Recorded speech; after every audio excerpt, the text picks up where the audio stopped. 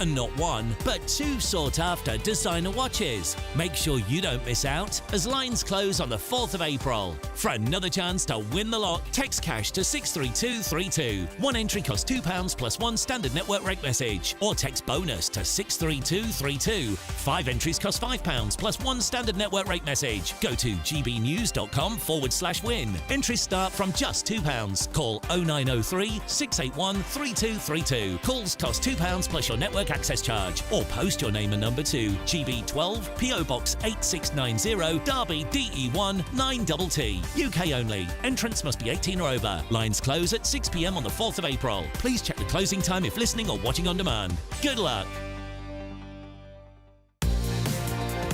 Mornings don't have to be tiresome, especially if you have the right company. Wake up to news as it happens, opinion and debate, and of course, a little bit of entertainment too. Because when the kettle's on, we're on.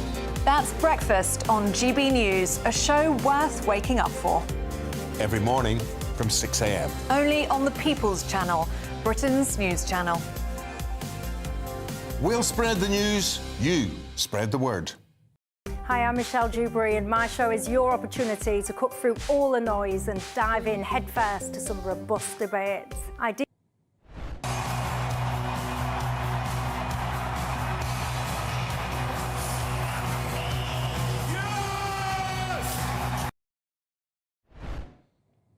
Elon Musk is on his way out of the White House. He's stepping aside. It's all go tonight. Well, let's bring in my top panel. As we await any moment now, President Trump striding out into that Rose Garden to frankly reshape the world order. In the right corner, we've got Nora Lee Knotts, a Republican commentator, and Adam Brooks, businessman and activist. In the left corner, we've got Eric McElroy, political commentator and comedian, and Nina Mishkov, journalist and broadcaster. Well, Nora Lee, I think I should start with you, really, as our resident American commentator in that sense from the right. How do you see it going? A lot of very nervous people in Britain at the moment. Well, I'm happy to be here, and I love how you sensationalize it all. But I think it's very important to have some perspective. The U.S. has had the lowest tariffs globally, 3.3%. The only other ones that are lower, I think, are Hong Kong and Singapore, which is virtually zero. And so all Trump is doing is saying the golden rule. Do unto others as you want done unto me. So let me show you a mirror of what your tariffs look like, and these are what our tariffs will look like. And it's an invitation to come to the trade table and let's discuss if you don't like them. So I think it's actually a great move. You think it's a great move. Adam, I'll get you on this because I understand you think this is essentially a democratically elected president standing up for his own people first. Yeah, look, I see a president working for his own people, backing up his promises pre-election. He was elected to be a strong leader and represent the American people, not foreigners, American people. And you see that with the Democrats are absolutely tanking in the polls. He's as popular as ever. Despite what the mainstream media might try and say, he's popular and he's working for his own people. I just wish we had a leader in Keir Starmer that would work for us instead of immigrants and others. Well, Eric, I'll bring you in now. What do you like to say to that? The downsides to this potentially are that it could spark a global trade war. It could plunge Britain into recession. Rachel Reeves is almost guaranteed to come knocking for more taxes as a result of this. Yeah, well, I mean, he was elected. The people who said they voted for him to lower prices. And from everything that I've seen, that the economists are saying that this is probably going to raise prices. And to say that the Democrats are struggling, we'll look at the results in Wisconsin last night, where they're elected a Supreme Court justice, 10 points margin, where Trump only won the state by a 1-point margin. So it's not doing well there, and that might have led to some of the problems that Musk is having. But this isn't what he was elected to do, is to raise prices. The economy was humming along quite nicely under Biden. Now, not everybody was feeling it, and that was the big issue. But what he's doing is taking us off a cliff. Nina, what do you make of what we're potentially about to see here? We are holding its breath. The world is holding its breath. What you're looking at there now is where Trump is going to be talking to us in a matter of moments. And it's fascinating, this, really, because you watching or listening to this now are one of tens of millions, if not billions of people right now watching this all over the world, as the world holds its breath to see what President Donald J. Trump has to say when it comes to global tariffs. Nina, your take on what we may be about to hear in just a few moments' time? Well, isn't this actually, as you say, millions and millions of people around the globe watching this? Isn't this actually what Trump wants? I mean, it's peak Trump. He couldn't get a bigger audience. He's looking for a bigger and bigger. What he needs to feed his ego, and it's constantly being fed on a daily basis. And now this is the culmination of everything. The entire world watching him, waiting for his every word to drop. I mean, the thing is, what Eric was saying was true. I mean, I had heard discussions today saying the markets really don't like what's happening, and that America could be well into recession by next January. Do you buy that, Nora Lee, that this is actually going to do more harm for Trump than good? I absolutely disagree with it. Trump is trying to be the adult in the room. We've got a $35 trillion deficit. The cost of servicing that debt... It's not really a deficit, is it? I mean, you can say, does it really matter if America actually buys more than it sells? Does that actually matter? It does matter. Not because really? the size of our economy is about 30 trillion, and we are spending 35 trillion. It is a big problem. We are borrowing from our children and our grandchildren's future to buy cheap stuff from China that we actually don't need. OK, well, let's just talk about what could happen here in Britain, because we have seen Keir Starmer. I played you a clip earlier on of him going cap in hand to Trump, putting the king on a plate to try to sweeten a deal. Trump then afterwards did a press conference, I don't know if we have a little clip of this, did a press conference where he basically said he can do business with Keir Starmer, he likes it. We put Peter Mandelson over there, didn't we, as our ambassador to the US. This guy knows how to grease the wheels. We could be exempt from any trade tariffs as a result of Brexit, as a result of our special relationship. And Adam, what we expect is about to happen here is that it turns out that didn't mean a jot to President Trump. No, look, it was embarrassing for me. It was cringeworthy to watch our own Prime Minister keep touching Donald Trump. He was like a little boy sucking up to his uncle. You know, it really was cringeworthy. And anyone that says it wasn't watching well. And, you know, we could be hurt here. But I think we're going to be pleasantly surprised tonight because he's got a soft sort of... point in his heart for us. He's got property here, he's got family ties here. I don't think we're going to be hit as hard as maybe the EU. So thank God we're out of that. Well, that's it. I mean, actually, Nina, what we might be about to witness tonight is a Brexit dividend for Britain. I don't think we'll witness that at all. I think we'll see that may come further down the track. I think what we'll see is a massive, big announcement that will affect the entire world. He won't pick and choose, oh, Canada, by the way, this, and China, by the way, that, and the US, and it's not going to happen that way. But we may well be able to pull things back because Trump and Starmer had a phone call on Sunday night, and we don't know what was said in that. So maybe Trump said, sit tight.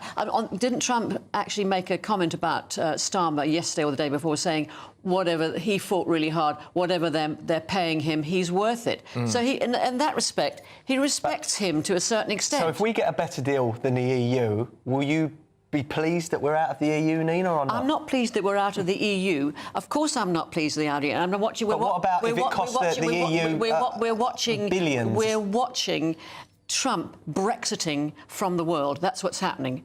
Trump is Brexiting from the world. Big isolationist, big war around Trump. I think a lot of world leaders will end up going and sitting down with Trump and capitulating and him getting what he wants. Well, thank God for Mark Carney. Mark Carney's as strong as anything. It's also about how we react, isn't it? Now, earlier on in the House of Commons today, Keir Starmer said that it's a time for cool heads. It's a time for us to, take level-headed action here. We don't need to reciprocate necessarily with any tariffs whatsoever. We don't need to go and try to cut our nose off to spite our face.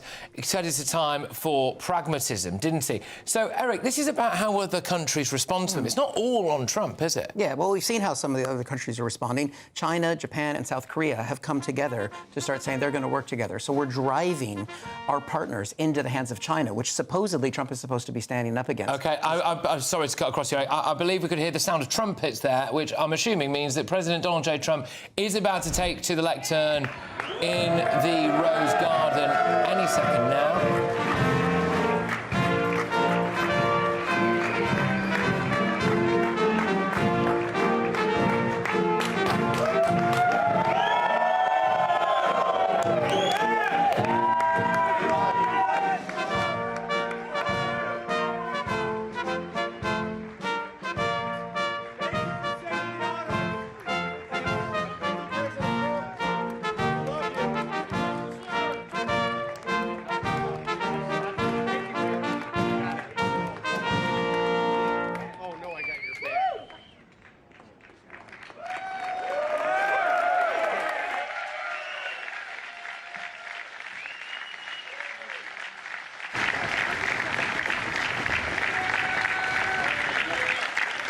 Thank you very much. Thank you. Nice crowd. What a good-looking group of people. Well, we have some very, very good news today, and a lot of good things are happening for our country. Please sit down. My fellow Americans, this is Liberation Day. Waiting for a long time. April 2nd, 2025 will forever be remembered as the day American industry was reborn, the day America's destiny was reclaimed, and the day that we began to make America wealthy again. Going to make it wealthy, good and wealthy. For decades, our country has been looted, pillaged, raped, and plundered by nations near and far, both friend and foe alike. American steel workers, auto workers, farmers, and skilled craftsmen, we have a lot of them here with us today. They really suffered gravely. They watched in anguish as foreign leaders have stolen our jobs, foreign cheaters have ransacked our factories, and foreign scavengers have torn apart our once beautiful American dream. We had an American dream that you don't hear so much about. You did 4 years ago, and you are now, but you don't too often, and for many years and decades even, you didn't hear too much about. Our country and its taxpayers have been ripped off for more than 50 years, but it is not going to happen anymore. It's not going to happen. In a few moments, I will sign a historic executive order instituting reciprocal tariffs on countries throughout the world. Reciprocal, that means they do it to us and we do it to them. Very simple, can't get any simpler than that. This is one of the most important days, in my opinion, in American history. It's our declaration of economic independence. For years, hardworking American citizens were forced to sit on the sidelines as other nations got rich and powerful, much of it at our expense. But now it's our turn to prosper, and in so doing, use trillions and trillions of dollars to reduce our taxes and pay down our national debt, and it'll all happen very quickly. With today's action, we are finally going to be able to make America great again, greater than ever before.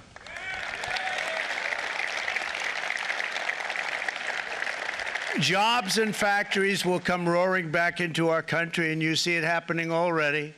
We will supercharge our domestic industrial base. We will pry open foreign markets and break down foreign trade barriers. And ultimately, more production at home will mean stronger competition and lower prices for consumers. This will be indeed the golden age of America. It's coming back, and we're going to come back very strongly. We're pleased to be joined on this momentous occasion by Vice President J.D. Vance. J.D., thank you. Thank you. Thank you very much. Where are you, J.D.? No, that wasn't too hard to find. I was looking, you know, he likes to take a low-key attitude, so it'd usually be sitting right in front. He's gaining a lot of confidence, Mike, isn't he? And nearly my entire cabinet is here, as well as Speaker Mike Johnson, who's done an amazing job. And with the great success we had last night in Florida, we have a majority of 7. And 7's like a lot when we had it at 1, right? You've done a fantastic job. And many of the members of the House and Senate are with us. Senators, Congressmen, thank you all for being with us. We appreciate it.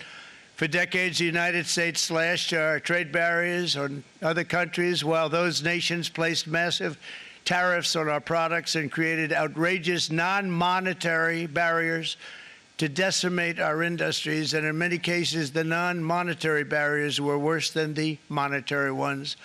They manipulated their currencies, subsidized their exports, stole our intellectual property, imposed exorbitant VAT taxes to disadvantage our products, adopted unfair rules and technical standards, and created filthy pollution havens. They were absolutely filthy, but they always came to us and they said, we're violating, we should pay for it. It's all detailed in a very big report by the U.S. Trade Representative on Foreign Trade Barriers. and I'll just hold it up for you. It's available, and you don't have to pay too much. As I understand it, you'll pay nothing. It's a lot of work for something, actually, because it's a special book. It's frankly, it's very upsetting when you read it, when you see what people have been doing to us for 30 years. This all happened with no response from the United States of America, none whatsoever. But those days are over. Let me offer just a few examples of the vicious attacks our workers have faced for so many years.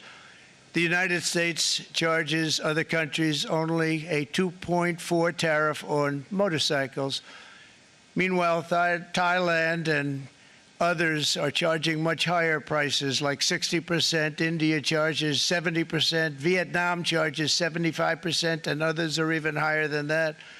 Likewise, until today, the United States has for decades charged a 2.5 tariff.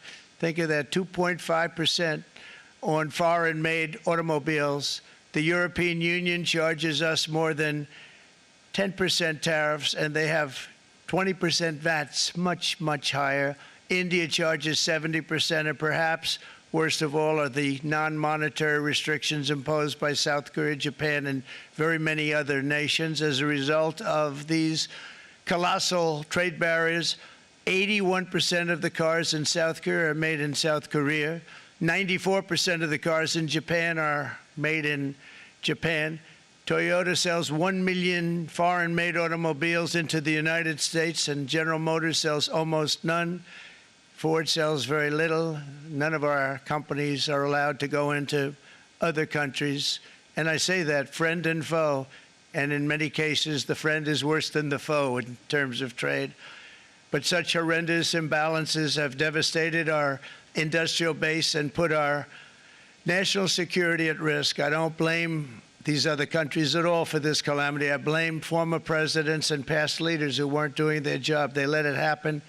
And they let it happen to an extent that nobody can even believe. That's why, effective at midnight, we will impose a 25% tariff on all foreign-made automobiles.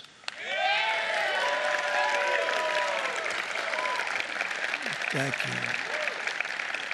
Brian, I'd like to have you come up here for a second, okay? I just see him sitting. He's been a fan of ours. And he understands this business a lot better than the economists, a lot better than anybody. Brian, say a few words, please, would you? Thank you, Mr. Thank you. It's a great honor to have you. Thanks. Thank you, Mr. President. I grew up just north of Detroit, Michigan, in Macomb County, known as the home of the Reagan Democrats. My first vote for president was for Ronald Reagan. I thought that was going to be the best president I ever saw in my lifetime until Donald J. Trump came along. I have watched my entire life, I have watched plant after plant after plant in Detroit and in the Metro Detroit area close. There are now plants sitting idle. There are now plants that are underutilized. And Donald Trump's policies are going to bring product back into those underutilized plants. There's going to be new investment. There's going to be new plants built. And the UAW members, and I brought 20 of them with me, they're sitting right over here. We support Donald Trump's policies on tariffs 100%. So, Mr. President, we can't thank you enough. And in 6 months or a year, we're going to begin to see the benefits. I can't wait to see what's happening 3 or 4 years down the road. Thank you, Mr. President. Thank you so much. Thank you. What a great guy. He got it right from the beginning. He got it before almost anybody else. This group over there, they got it too. And you know, we won the state of Michigan. We won almost all of them, but we won Michigan by a lot, and I want to just thank you all. The auto workers were fantastic. The Teamsters were fantastic. Everyone was pretty good, I will tell you. Thank you very much. I appreciate it. You're going to be very happy very soon, and you probably see what's happening with all of the, not only car companies, but car companies in particular. You see it with all of the ones they're moving, they're announcing day in, day out. You're seeing it. Nobody's ever seen anything like that. With today's actions, we're also standing up for our great farmers and ranchers who are brutalized by nations all over the world. Brutalized. Canada, by the way, imposes a 250 to 300% tariff on many of our dairy products. They do the first can of milk. They do the first little carton of milk at a very low price, but after that it gets bad, and then it gets up to 275, 300%. So when they're figuring what's Canada charging, they say, oh, about 2%, 3%. But take a look at what happens down the road. When you look a little bit, it's not a pretty picture, and we don't like it, and it's not fair. It's not fair to our farmers. It's not fair to our country. And with countries like Canada, you know, we subsidize a lot of countries and keep them going and keep them in business. In the case of Mexico, it's $300 billion a year. In the case of Canada, it's close to $200 billion a year. And I say, why are we doing this? Why are we doing this? I mean, at what point do we say you got to work for yourselves, and you got to? This is why we have the big deficits. This is why we have that amount of debt that's been placed on our heads over the last number of years, and we're really not taking it anymore.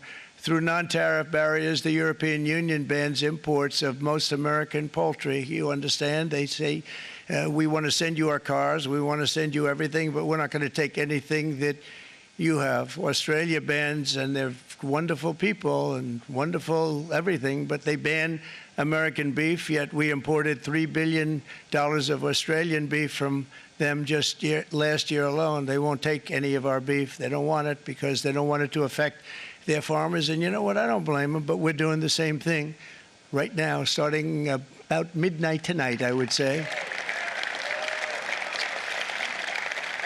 And China charges American rice farmers an overquota, it's called, a tariff rate of 65%. South Korea charges 50%. Actually, they charge different, from 50% to 513%. And Japan, our friend, charges us 700%. But that's because they don't want us selling rice, another thing. Who can blame them, Madam Secretary? Agriculture, great job you did on eggs, by the way. The egg prices came down 50%. You got them down 50%. Once we got involved, they were going through the sky. The egg prices, they were going through the sky, and you did a fantastic job. Now we have lots of eggs, and they're much cheaper, down about 59% now, and they're going down further. We charge 2.8% for so many things that other countries are charging 200%, 300%, and 400% for. If imposing tariffs and protective barriers made nations poor, then every country on earth would be racing to eliminate these policies, and China would be the first on line. They run a very strong country, but they're not first in line, and the American people are paying a very big price. From 1789 to 1913, we were a tariff-backed nation, and the United States was proportionately the wealthiest it has ever been. So wealthy, in fact, that in the 1880s, they established a commission to decide what they were going to do with the vast sums of money they were collecting. We were collecting so much money so fast, we didn't know what to do with it. Isn't that a nice problem to have? What do you think, Marco? Good problem? Marco would love that problem. But we don't have that problem anymore, but we're not going to have it very much longer, I will tell you. But they collected so much money, they actually formed a commission to determine what they were going to do with the money, who they were going to give it to, and how much. Then in 1913, for reasons unknown to mankind, they established the income tax so that citizens, rather than foreign countries, would start paying the money necessary to run our government. Then in 1929, it all came to a very abrupt end with the Great Depression, and it would have never happened if they had stayed with the tariff policy. It would have been a much different story. They tried to bring back tariffs to save our country, but it was gone. It was gone. It was too late. Nothing could have been done. It took years and years to get out of that depression, far longer than even FDR had that office right over there for a long period of time. The ramp system, that's rather intricate, was built because of him, and every time you walk up, you think of him, and he did a great job in many ways, but it lasted long beyond his terms, as you know. But it's not too late any longer, and we're going to start being smart, and we're going to start being very wealthy again. We're going to be wealthy as a country because they've taken so much of our wealth away from us. We're not going to let that happen. We truly can be very wealthy. We can be so much wealthier than any country. It's not even believable, but we're getting smart. Nearly a century later, in the face of unrelenting economic warfare, the United States can no longer continue with a policy of unilateral economic surrender. We cannot pay the deficits of Canada, Mexico, and so many other countries. We used to do it. We can't do it anymore. We take care of countries all over the world. We pay for their military. We pay for everything they have to pay. And then when you want to cut back a little bit, they get upset that you're not taking care of them any longer. But we have to take care of our people, and we're going to take care of our people first. And I'm sorry to say that.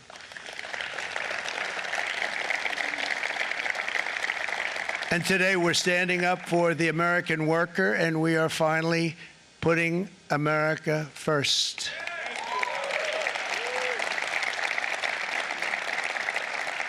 In Sleepy Joe Biden's last year in office, the United States hemorrhaged 100,000 manufacturing jobs, and the number was going through the roof at levels never seen before. And our trade deficit reached a record $1.2 trillion, which is unheard of. Since the beginning of NAFTA, the worst trade deal ever made. It was a horror show. I was able to terminate it. They all said you'd never be able to get it out. We had to get approval from Congress to get it terminated. We had to live with that deal. It was the worst trade deal ever made by far. But since the very beginning of NAFTA, our country lost 90,000 factories. Think of what that is, 90,000. Think about putting a map up and putting tax on it. You wouldn't have enough room. 90,000. I said, is that possible? We had it checked 4 different times, and it was actually somewhat higher than that. And 5 million manufacturing jobs were lost while racking up trade deficits of $19 trillion. That was the worst trade deal ever made. As a result of these gigantic losses, foreign nations now own $26 trillion more of American assets than think of this, than the Americans own of their own foreign assets or other foreign assets. The United States can no longer produce enough antibiotics to treat our sick. We have a tremendous problem. We have to go to foreign countries to treat our sick. If anything ever happened from a war standpoint, we wouldn't be able to do it. We import virtually all of our computers, phones, televisions, and electronics. We used to dominate the field, and now we import it all from different countries. A single shipyard in China now produces more ships every year than all of the American shipyards combined. Think of that. And it was a business that we used to dominate. We used to dominate it totally. In short, chronic trade deficits are no longer merely an economic problem. They're a national emergency that threatens our security and our very way of life. It's a very great threat to our country. And for these reasons, starting tomorrow, the United States will implement reciprocal tariffs on other nations. It's been a long time since we even thought of that.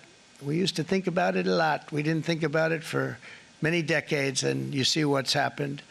For nations that treat us badly, we will calculate the combined rate of all their tariffs, non-monetary barriers, and other forms of cheating. And because we are being very kind, we're kind people, very kind. You're not so kind when you got ripped off with your salaries. My auto worker friends and my Teamster friends and all of the unions that typically voted Democrat, they're not voting Democrat anymore because worker, whether union or non-worker, they're for the Republicans now. That's what happened. But we will charge them approximately half of what they are and have been charging us. So the tariffs will be not a full reciprocal. I could have done that, yes, but it would have been tough for a lot of countries. We didn't want to do that. I'd like to see the chart if you have it. Could you bring it up, Howard? This is our great Secretary of Commerce, Howard Lutnick. Thanks, Howard. So if you look at that, China, first row, China, 67%. That's tariffs charged to the USA, including currency manipulation and trade barriers. So 67%, I think you can, for the most part, see it. Those with good eyes, with bad eyes. We didn't want to bring, it's very windy out here. We didn't want to bring out the big charts because it had no chance of standing. Fortunately, we came armed with a little smaller chart. So it's 67%, so we're going to be charging a discounted reciprocal tariff of 34%. I think, in other words, they charge us, we charge them less, so how can anybody be upset? They will be, because we never charge anybody anything, but now we're going to charge. European Union, they're very tough, very, very tough traders. You know, you think of European Union, very friendly. They rip us off. It's so sad to see. It's so pathetic. 39%, we're going to charge them 20%, so we're charging them essentially half. Vietnam, great negotiators, great people. They like me, I like them. The problem is they charge us 90%. We're going to charge them 46% tariff. Taiwan, where they took all of our computer chips and semiconductors. We used to be the king, right? We were everything. We had all of it. Now we have almost none of it, except the biggest company is coming in. We're going to end up with almost 40%. Lee Zeldin's working to get their approvals. And it's an amazing company. Mr. Wei, of one of the great companies of the world, actually. They're coming in from Taiwan, and they're going to build one of the biggest plants in the world, maybe the biggest for that. But 64%, we're going to charge them 32%. Japan, very, very tough, great people. And again, I don't blame the people for doing it. I think they're very smart in doing it. I blame the people that sat right in that Oval Office, right over there, right behind the Resolute desk or whichever desk they chose. Japan, 46%. They would charge us 46%, and much higher for certain items like cars, you know, little items like cars. 46%, we're charging them 24%. India, very, very tough, very, very tough. The Prime Minister just left, and he's a great friend of mine, but I said, you're a friend of mine, but you're not treating us right. They charge us 52%. You have to understand, we charge them almost nothing for years and years and decades, and it was only 7 years ago when I came in, we started with China and charged them. We took in hundreds of billions of dollars from China in tariffs, and they understood, honestly. President Xi understood. He said, look, I understand, and the other countries, and they all understand. We're going to have to go through a little tough love, maybe, but they all understand. They're ripping us off, and they understood it. Prime Minister of Japan, Shinzo Abe. He was a fantastic man. He was unfortunately taken from us, assassination. But I went to him and I said, Shinzo, we have to do something. Trade is not fair. And he said, I know that, I know that. And he was a great gentleman. He was a fantastic man, but he understood immediately what I was talking about. I said, Shinzo, we have to do something. He said, I know that. And we worked out a deal, and it would have been a much better deal, but frankly, there were many years left on the deal that was made previous to my getting there, but it was something. If you look at Switzerland, 61% to 31%. Indonesia, Malaysia, Cambodia. Oh, look at Cambodia, 97%.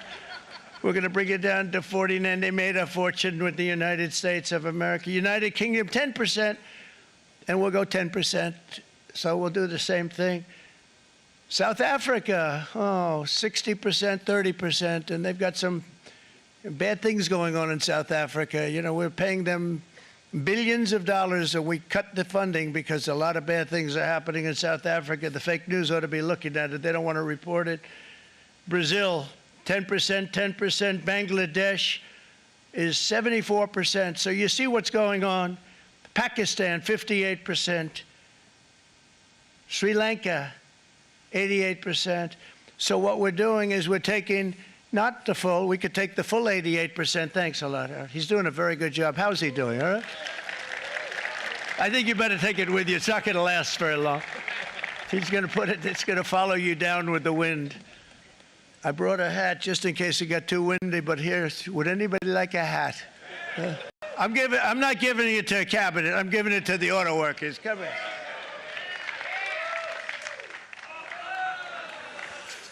Thank you, fellas. Get it. That's it. That's it. They deserve it more than our cabinet.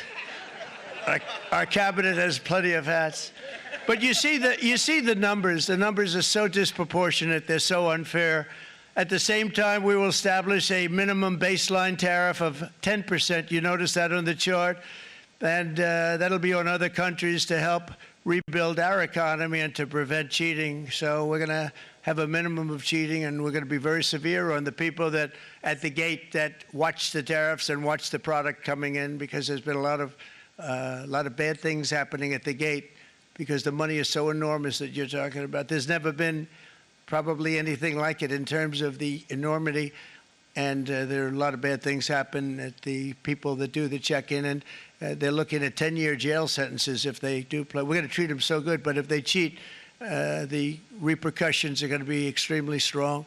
Foreign nations will finally be asked to pay for the privilege of access to our market, the biggest market in the world. We're right now the biggest market in the world. We had a great country 4 years ago in terms of the economics. We were doubling up on China. We were doing so well. Nobody was going to catch us, but so much of it slipped away over the last 4 years under Biden. I campaigned on this policy throughout last year, and today that promise was made, and it was also a promise, as you know, that was kept. Promises made, promises kept. To any company that objects to our common sense reciprocal tariffs, again, reciprocal, back and forth, back and forth. And I call this kind reciprocal. This is not full reciprocal. This is kind reciprocal.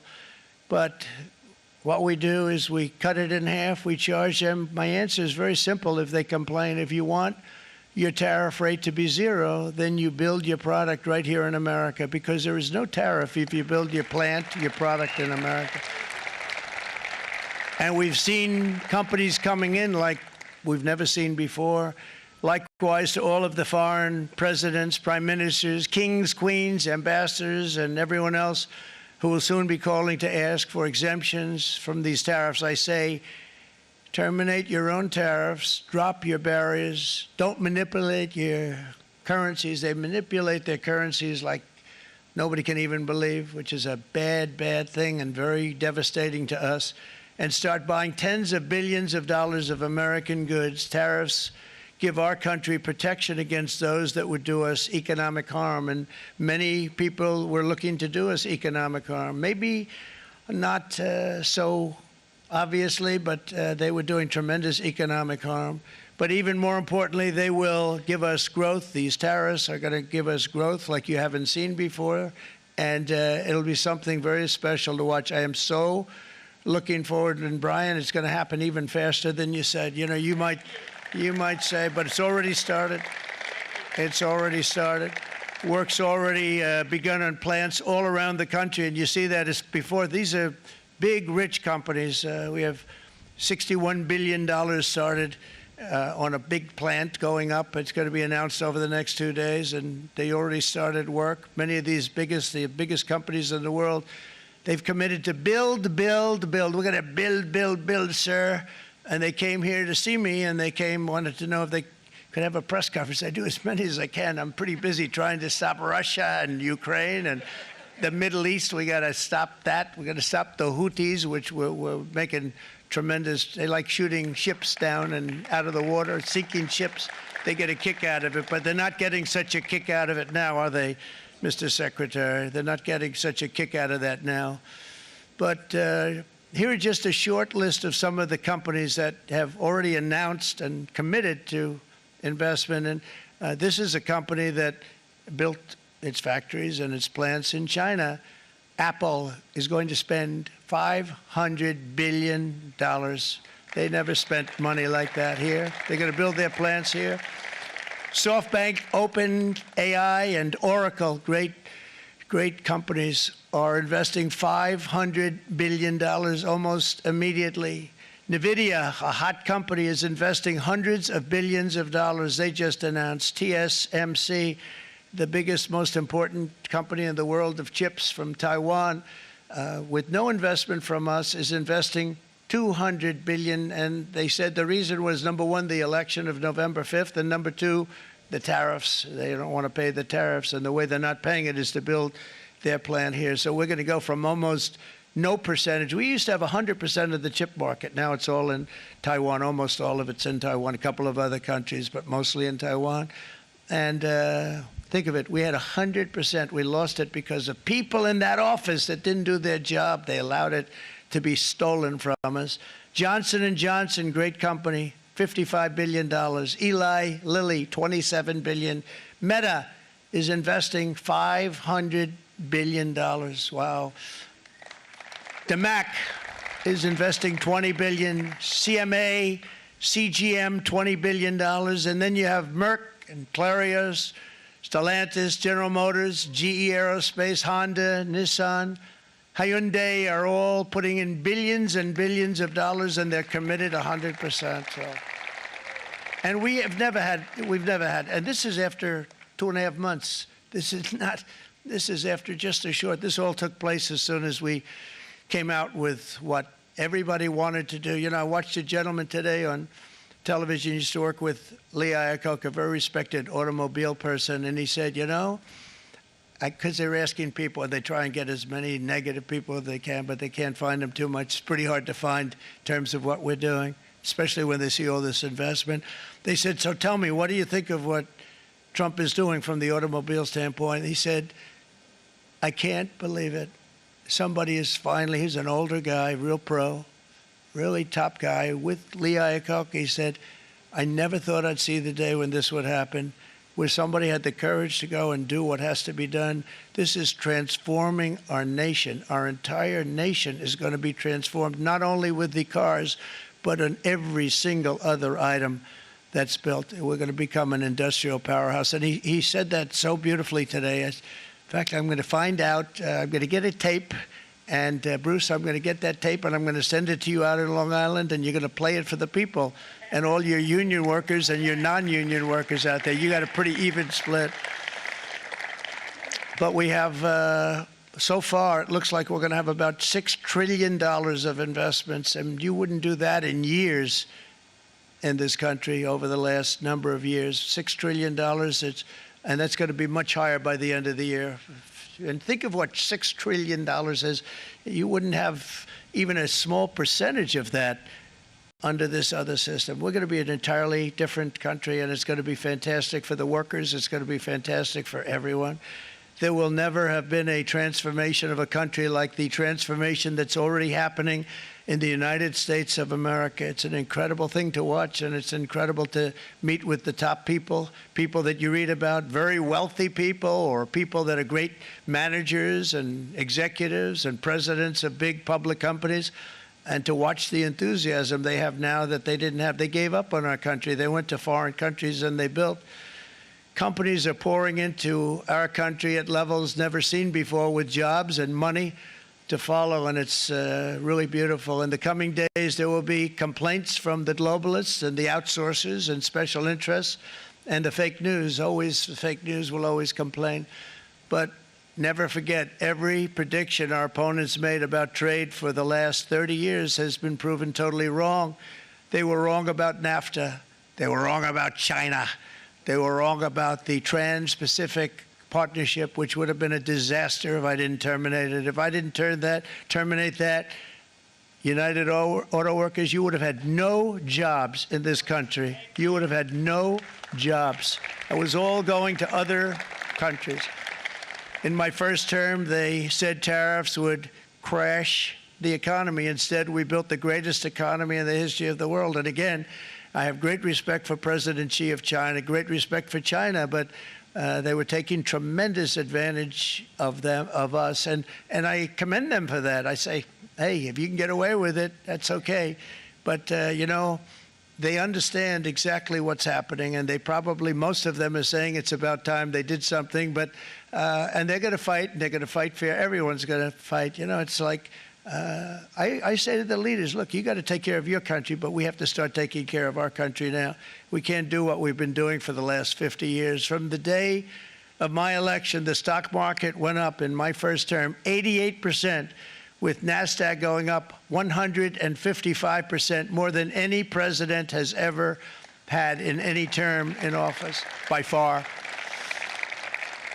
And I think we're going to blow that away. And maybe the numbers won't show, but I think they're going to show much better than even those numbers. But what you're going to see is you're going to see activity, that empty, dead sites, factories that are falling down, those factories will be knocked down, and they're going to have brand new factories built in their place. They're not only talking about renovating, they're talking about brand new, the best anywhere in the world, the biggest anywhere in the world. I have a friend who builds car plants, and I said, I want to see the biggest and the best. He said, well, we have to go to Mexico.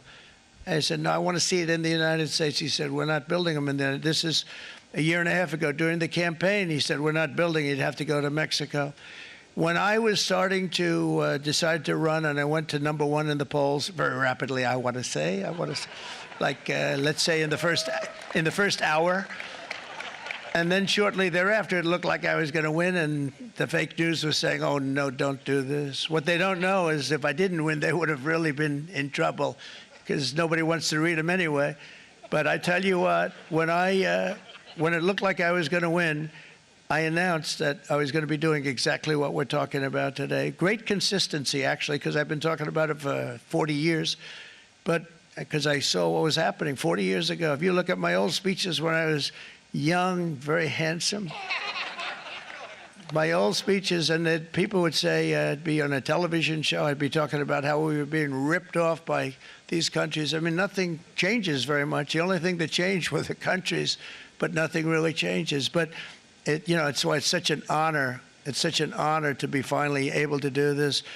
If you look at China, I took in hundreds of billions of dollars in my term, hundreds of billions. They never paid 10 cents to any other president, and yet they paid hundreds of billions, so much so that Biden couldn't do anything. They wanted to try and terminate it because he had a very special relationship with China.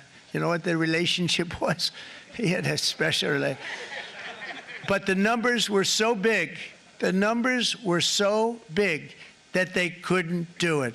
So they did ease it up. They did things that they shouldn't have done. They made it a lot more comfortable for them, but they couldn't do it because the numbers were hundreds of billions of dollars, and I did that. And we were on our way to doing something like incredible. And then we had a very bad election happen, a very bad election. A lot of bad things happened. So when I said we got to do it again, I said we have to make it too big to rig. And we made it too big to rig, and we won in records. And it was a monumental win. And it was such an honor to see so many of you, like Brian and your friends, here with us to celebrate, and to more importantly celebrate what we're doing, because that wouldn't be a full celebration if we didn't do this, because this will be an entirely different country in a short period of time.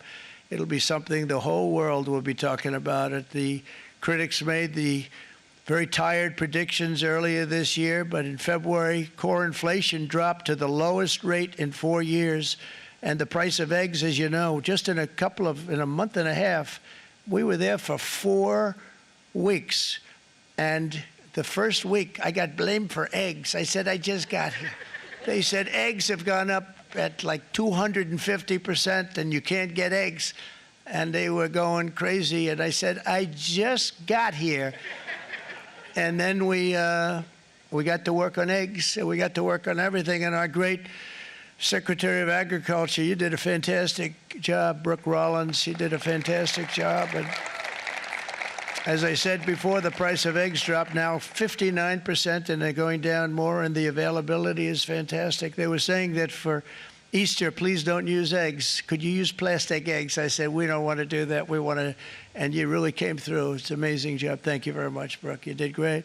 But likewise, an old-fashioned term that we use, groceries. I used it in the campaign. It's such an old-fashioned term, but a beautiful term, groceries. It sort of says a bag with different things in it.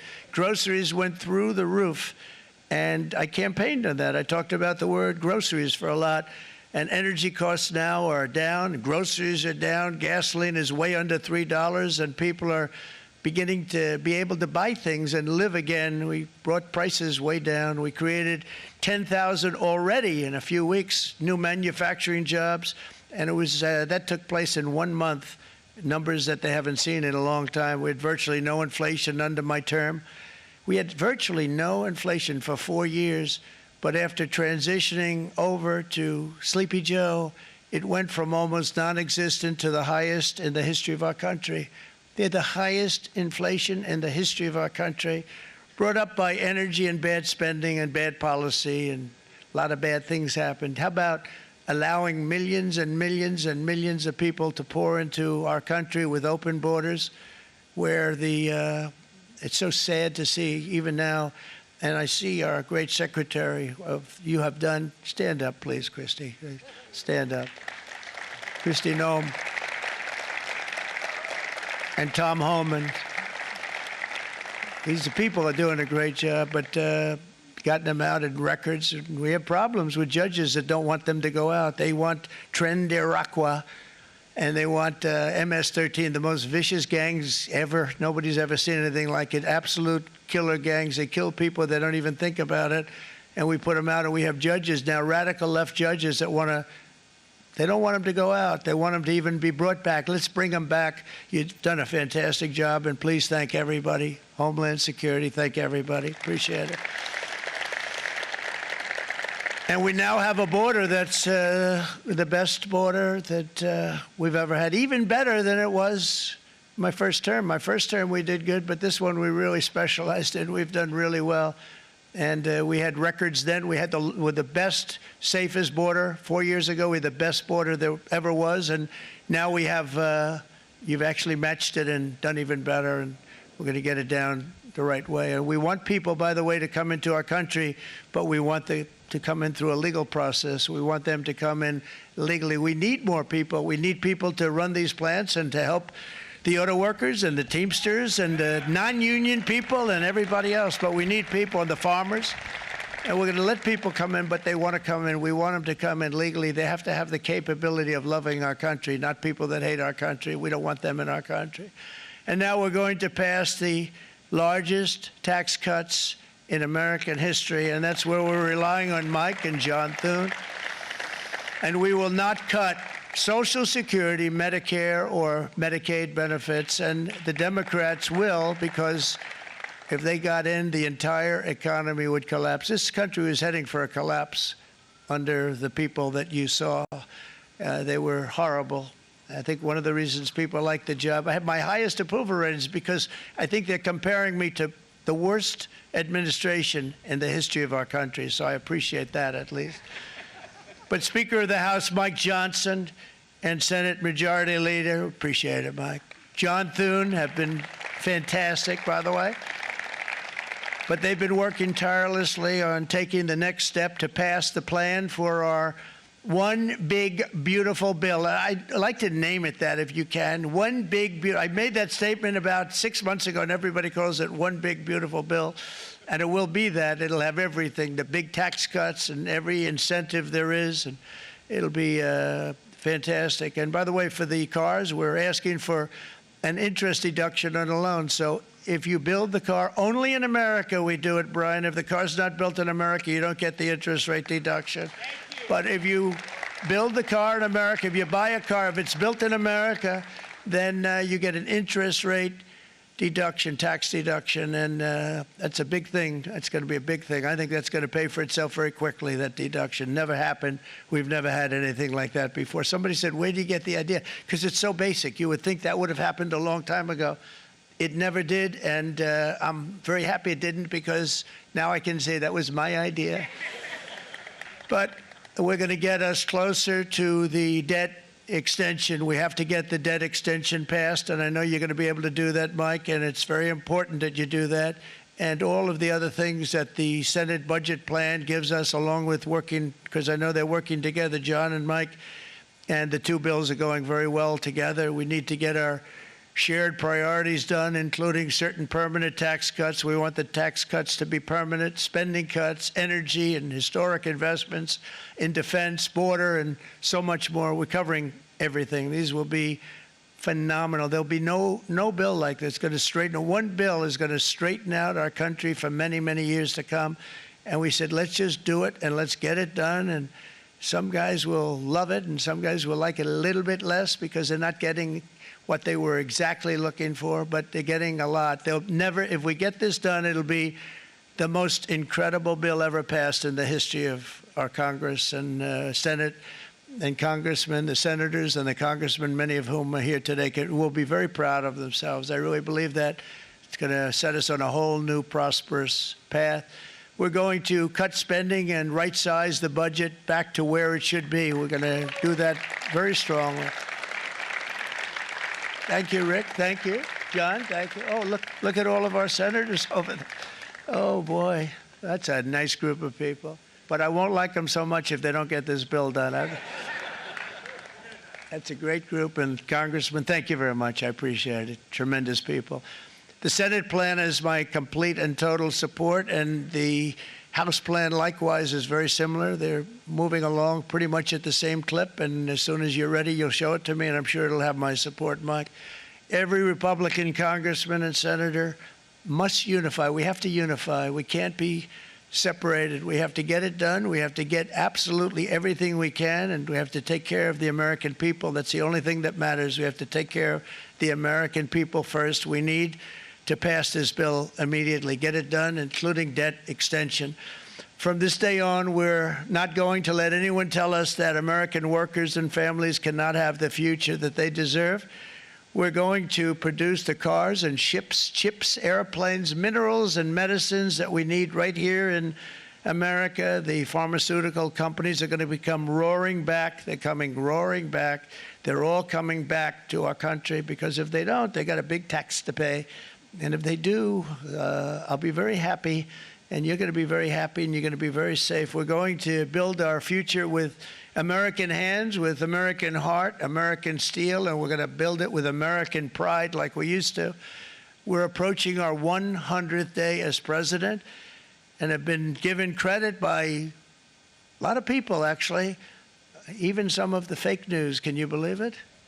Which in this case hopefully isn't fake, for having done more in that time than any other administration in the history of our country in the first 100 days. I think we've had an amazing, in terms of what we've done, what we've gotten accomplished. I'd like to see if we can get that war ended and another war from not starting in the Middle East. We have to get Russia. They're losing 2,000 on average, 2,500 people a day, young people, soldiers, Russian. Think of that. 2,500 through some days, but on average, probably over about a 1 week period, it's 2,712, they say. They're losing those soldiers. They're dying. They're being decimated. And they're not from our country, but they're from other countries, but they're human beings. They're from Russia. They're from Ukraine in this period, most of them. And we're going to get it stopped. It's a senseless war that would have never happened if I was president, and it shouldn't be allowed to go on. And I think we're being given good cooperation by Russia and by Ukraine, but we have to get it stopped. It's humanity. It's humanity. It's a terrible thing.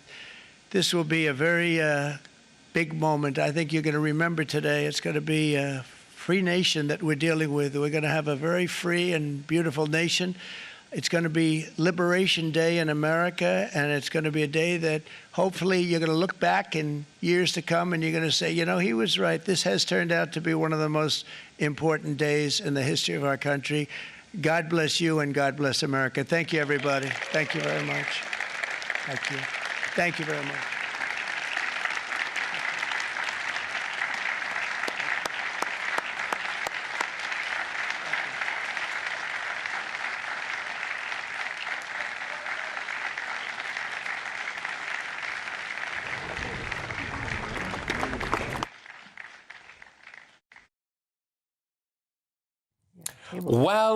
Well, what do we make of that, hey? First and foremost, let's deal with us right here in the UK. 10% tariffs Trump has slapped on us. Hey, if you think that's bad, well, let me tell you what's happening to the European Union. A blanket 20% on everything there. Globally, there's a 25% tariff on all foreign-made automobiles. Donald Trump, the president, has said that ships, chips, pharmaceuticals and a whole host of other companies are going to come, quote, roaring back to the United States of America. He's promised to build American future with American steel and heart. He's said that he's going to have reciprocal tariffs around the world. And very shortly, I'm going to be presenting with you that genius picture that he had there of all of the tariffs around the world. Now, let me just summarise some of it here because I've got it written down in front of me. So if you look at, for example, China, China, the tariffs there that they impose on the United States, an average of 67%. Trump has hit back with 34%. The European Union, average charge to the United States, 39%. 20% Trump has responded with. Like I said, here in the United Kingdom, we are at 10%. So there we go. In fact, I think we can show you that on your screens right now. There it is. Drink that in, everybody. This is, I think, possibly a Brexit win. Although, let's go now to our political editor, Christopher Hope, who was watching that as intently as we all were in the studio here. Christopher, your views on all of that. What have we just seen? Patrick, Liberation Day, he calls it there. 10% tariffs on UK and UK exports to the US. That means minis, that means whiskey. Many luxury items will cost more for Americans. It could hit jobs here. We'll wait and see. Look at the others, though. South Africa, 30%, Switzerland, 31%, Indonesia, 32%, the EU, 20%. How that affects Northern Ireland, of course, which is both within the EU and outside the EU, that's interesting. He says he wants to make America wealthy again.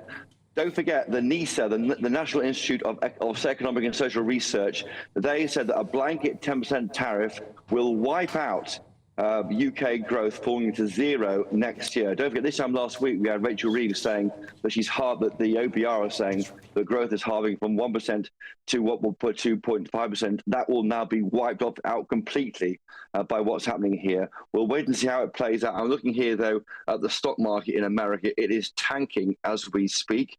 But companies are very, very worried what's happening here. You've got tech stocks down across the board, Amazon down 4.3%, Apple down 4.5%, Facebook owner Meta 3.3%. I mentioned those three companies because all their bosses were standing behind Donald Trump at the inauguration just 2 short months ago. So just watching those individuals and what they are saying now about what is happening to their company is extraordinary. Tesla down 3.2%. Elon Musk, of course, owns most of the company. Speculation denied by the White House. He may be out of the Trump administration shortly. So big issues here. He wants to dismantle the global economic system that the US has helped build since World War II. This is dramatic news which will have huge ramifications for the UK. We're expecting a statement shortly from Jonathan Reynolds, who is the business secretary. When that comes, I'll bring it straight to you. Absolutely. Christopher Hope there, our political editor. Just in terms of the main bits of Britain that are going to be impacted, again, just to really drill it down here. So it appears to me, anyway, that it's going to be the car industry, companies like Rolls-Royce, Jaguar, Aston Martin. An argument might be that people who are desperate to have a hyper-luxury car like a Rolls-Royce might already be wealthy enough to slap an extra 25% on it. I know it's a huge amount of money for you and me and every single person watching this and listening to this now, but if you're already in the market for that kind of car, maybe you'd be willing to pay the extra. The pharmaceutical companies as well apparently are going to be badly affected. So is that fair to say that, is this going to be the death of the British car industry or not? It may not. It may mean that we have more of those British cars staying in the UK or going to other markets. It may simply they move around the world because these are large commodities. I think there are definitely concerns about pharmaceuticals and big concerns about the UK-US relationship. Why are we being hit by these 10% tariffs? I think we are helped by the fact we are about 16%, I think, a manufacturing economy, and so mainly services. And then we don't think, we're looking at the detail, we don't think the services are affected. But extraordinary times here. This is not what many people who backed Trump were there around him, all those corporate tech giants in America. When they backed him in the rotunda when he was sworn as president, this is not what they're expecting 2 short months later.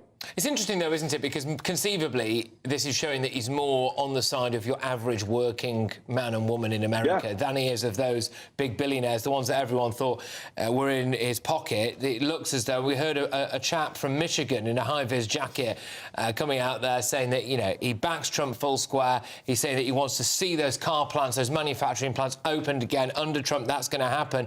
And frankly, there are more of those people for votes than elsewhere. Can I ask you, Christopher, please, just about what it means politically for us here? So some people go on, you take it away, yeah. Well, I've got a statement here from Andrew Griffiths. He's a shadow trade secretary. He says, obviously, disappointing news which will worry working families across the UK. Labour, they say, has failed to negotiate a deal here with Trump, despite having many months to do so since the election. We knew tariffs were coming. It hasn't worked, and this they failed to keep our top negotiator on Brexit. He's called Crawford Falconer. He's left. They failed to get a deal done to avoid the imposition of these tariffs. They are putting a so tomorrow the battle on this will be, why didn't Labour see it coming?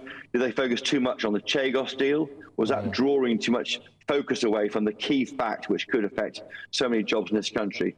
He goes on, Mr. Griffiths, the Chancellor's emergency budget of just a week ago with inadequate headroom is now at risk, i.e. growth could collapse this year and next year, and it's British businesses and workers here paying the price for Labour's failure. The silver lining, finally, the Tories say, is Brexit.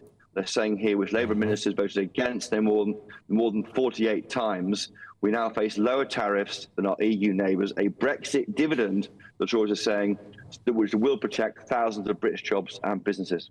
Yeah, how true is that? So there's a couple of ways of looking at this. This is a massive Brexit dividend, and there's also some noises online, whether this comes to anything remains to be seen, whether EU companies that have got bases in the EU then decide to shift to the UK to therefore have lower tariffs trading with the US, and then, of course, a decent access, again, continued to the EU market. Is this a Brexit victory? Is this a Starmer failure? He went over there, he put the king on a plate for the president, didn't he? Say, come on over, have tea with our king. You know, we're looking at on your screens now of the time that Trump met up with Starmer, and he said, hey, I can do business with this guy, I like it. Well, I suppose it's not come to too much, has it? What do you make of that? It certainly undermines, I think, the special relationship. If we are the best pals of these guys, why are they whacking us with 10% tariffs? Sir Ed Davey has just come in with his comment. He, of course, is leader of the Liberal Democrats. He says here, and of course, he's got a big issue with Donald Trump. Part of his political stick at the moment is attacking Trump at any chance he gets. Ed Davey says, today Donald Trump has launched a destructive trade war that threatens the jobs and living standards of people across the UK and around the world. We need to end this trade war as soon as possible, he says, and that means standing firm with our allies against Trump's attempts to divide and rule. The PM should bring our Commonwealth and European partners together in a coalition of the willing against Trump's tariffs. A new trade war is being called for tonight by the Lib Dems. Lib Dems, you can't ignore them. 78 MPs or so in House of Commons. It says here, if the UK gives in to Trump's threats, it will then encourage him to use the same bullying tactics again and again. And that is so important because both Kemi Badenoch and Keir Starmer agree on not doing retaliatory trade tariffs. That is what the Lib Dems are calling for tonight. Okay. We'll find out if that's right. OK, Christopher, thank you very, very much for all of this. You're obviously getting us the right up to the second political reaction here in Britain. It remains to be seen exactly how or if this Labour government does respond. Christopher, our political editor there, thank you very much. I'm hoping I might be able to sneak another moment with you later on, but I appreciate that it's late in the day. Thank you. So, if you are just joining us here, I want to give you a very brief summary of what we've just seen. So this is how it started. Please sit down. My fellow Americans, this is Liberation Day, waiting for a long time. Then President Trump announced these measures blanket globally for the automobile industry. All for this calamity, I blame former presidents and past leaders who weren't doing their job. They let it happen, and they let it happen to an extent that nobody can even believe. That's why, effective at midnight, we will impose a 25% tariff on all foreign-made automobiles. And this one American automobile worker was very happy about it. Thank you, Mr. President. I grew up just north of Detroit, Michigan, in Macomb County, known as the home of the Reagan Democrats. My first vote for president was for Ronald Reagan. I thought that was going to be the best president I ever saw in my lifetime until Donald J. Trump came along. And then President Trump went after the European Union. European Union, they're very tough, very, very tough traders. You know, you think of European Union, very friendly. They rip us off. It's so sad to see. It's so pathetic. 39%, we're going to charge them 20%, so we're charging them essentially half. OK, but what does this mean for Brexit Britain? Of America, United Kingdom, 10%. and we'll go 10%. So we'll do the same thing. OK, so look, why is he doing this? Well, it's because of this, isn't it? We're going to produce the cars and ships, chips, airplanes, minerals and medicines that we need right here in America. The pharmaceutical companies are going to become roaring back. They're coming roaring back. There we go. That's what he's hoping for. And finally, here is that list. It's going to be iconic. You can see it there. And those are the list of tariffs that are both imposed on America and that America will be imposing on other nations. I'm very pleased to say that very shortly, we're going to be going to Robert Jenrick, the Shadow Justice Minister. He's making his way into the studio right now. I'm going to just bring in Catherine McBride, economist, for us. What do you make, with your expert hat on, of what we've seen here? Let's try and make it as much about the people in Britain as possible. What does this mean for us, do you think? Well, I think it's not great news, but it's better news than it could have been, because they have been pushing the idea that it'll be a 20% tariff or a 25% tariff. So to only get 10... Now, obviously, our biggest export to the US is cars, and they're getting 25%. But as you rightly said, we sell very high-value cars. So 80% of the cars we make in the UK are made for export, and of that, 27% of the cars go to the US. It is our biggest client. So, but they do tend to buy the expensive ones. And as you say, the people who are about to fork out £500,000 for a new Bentley are probably not going to quibble about the tariff. And also, the dealer usually has a 30% sort of leeway on how they can discount, so they'll probably get around it. But we sell them a lot of jet engines and aircraft parts, and they have always been tariff-free.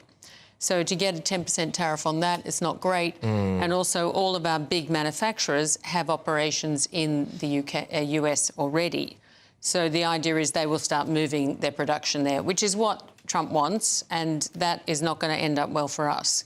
Same with the pharmaceuticals and our chemicals. They're big exporters of chemicals and plastics. They're already getting clobbered in the UK with our net zero policies. So if they can go to the US and be in an environment where they're going to get 15% corporate tax, going to be able to write off any expenses on new plant and equipment, and also get a tax deduction on interest, and be in a land where it's drill, baby, drill, I mean, why would they not go? So that's just on our that, problem. Before I shift focus a little bit to compare it with our nearest neighbours, the European Union, I think you've got a worse day out, to be fair. Could this now change domestic policy when it comes to tax, when it comes to net zero, i.e. drill, baby, drill? Do we now need to, or the Labour government now need to, make us more enticing for corporations, for businesses, even small businesses? If they don't, then they're on a sort of death wish. There is no way they can stick with the crazy policies we've got while our neighbours are giving them up. And even today, there was a report on GBNews that the EU is moving away from its car, net zero car thing, which the US has already given up. They've got rid of their mandates. And if the EU say, oh, well, that was a nice idea to be electric by 2035, but we're just going to forget about that, we're going to be stuck with it, and so we're killing ourselves. So if Rachel Reeves, the Chancellor, responds to this by engaging in some kind of trade war and/or using this as an excuse to hike taxes on British taxpayers here, you think that would basically be a death spiral? Oh, for sure. We can't do a trade door. Our biggest imports from the US are fuels, and we're importing them because we desperately need them. We need LNG. We're also importing the wood pellets for our biomass, really green shit. And we're also importing the ethanol. And we're putting 24% tariffs on ethanol that's coming from the US. Because it's an agricultural product, it's an alcohol, and it's a fuel. So it gets hit with everything. And it's like, we're selling, it's compulsory to have E10 petrol now. And yet we're putting tariffs on the E-bit. Just while I've got you, I'll just apologise if you heard any bad language there, but that's all right, don't worry. Just when it comes to the European Union, whilst I've got you, because and then we'll go to the panel. We're going to go stateside to former advisor Sir Ronald Reagan. We've got Robert Jenrick, the Shadow Justice Minister, in. But I think this is really, really informative stuff for our viewers and for our listeners. How much worse would it be for us today if Britain was still a member of the European Union? Yeah. Well, we'd get 20%, which would mean things like pharmaceuticals, which are always traded with zero tariffs.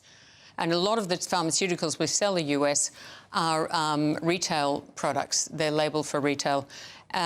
So they would just not be able to compete with a US product. Right. And the pharmaceutical industry is someone who they have very similar products. They change a couple of atoms and they can make it into a different product.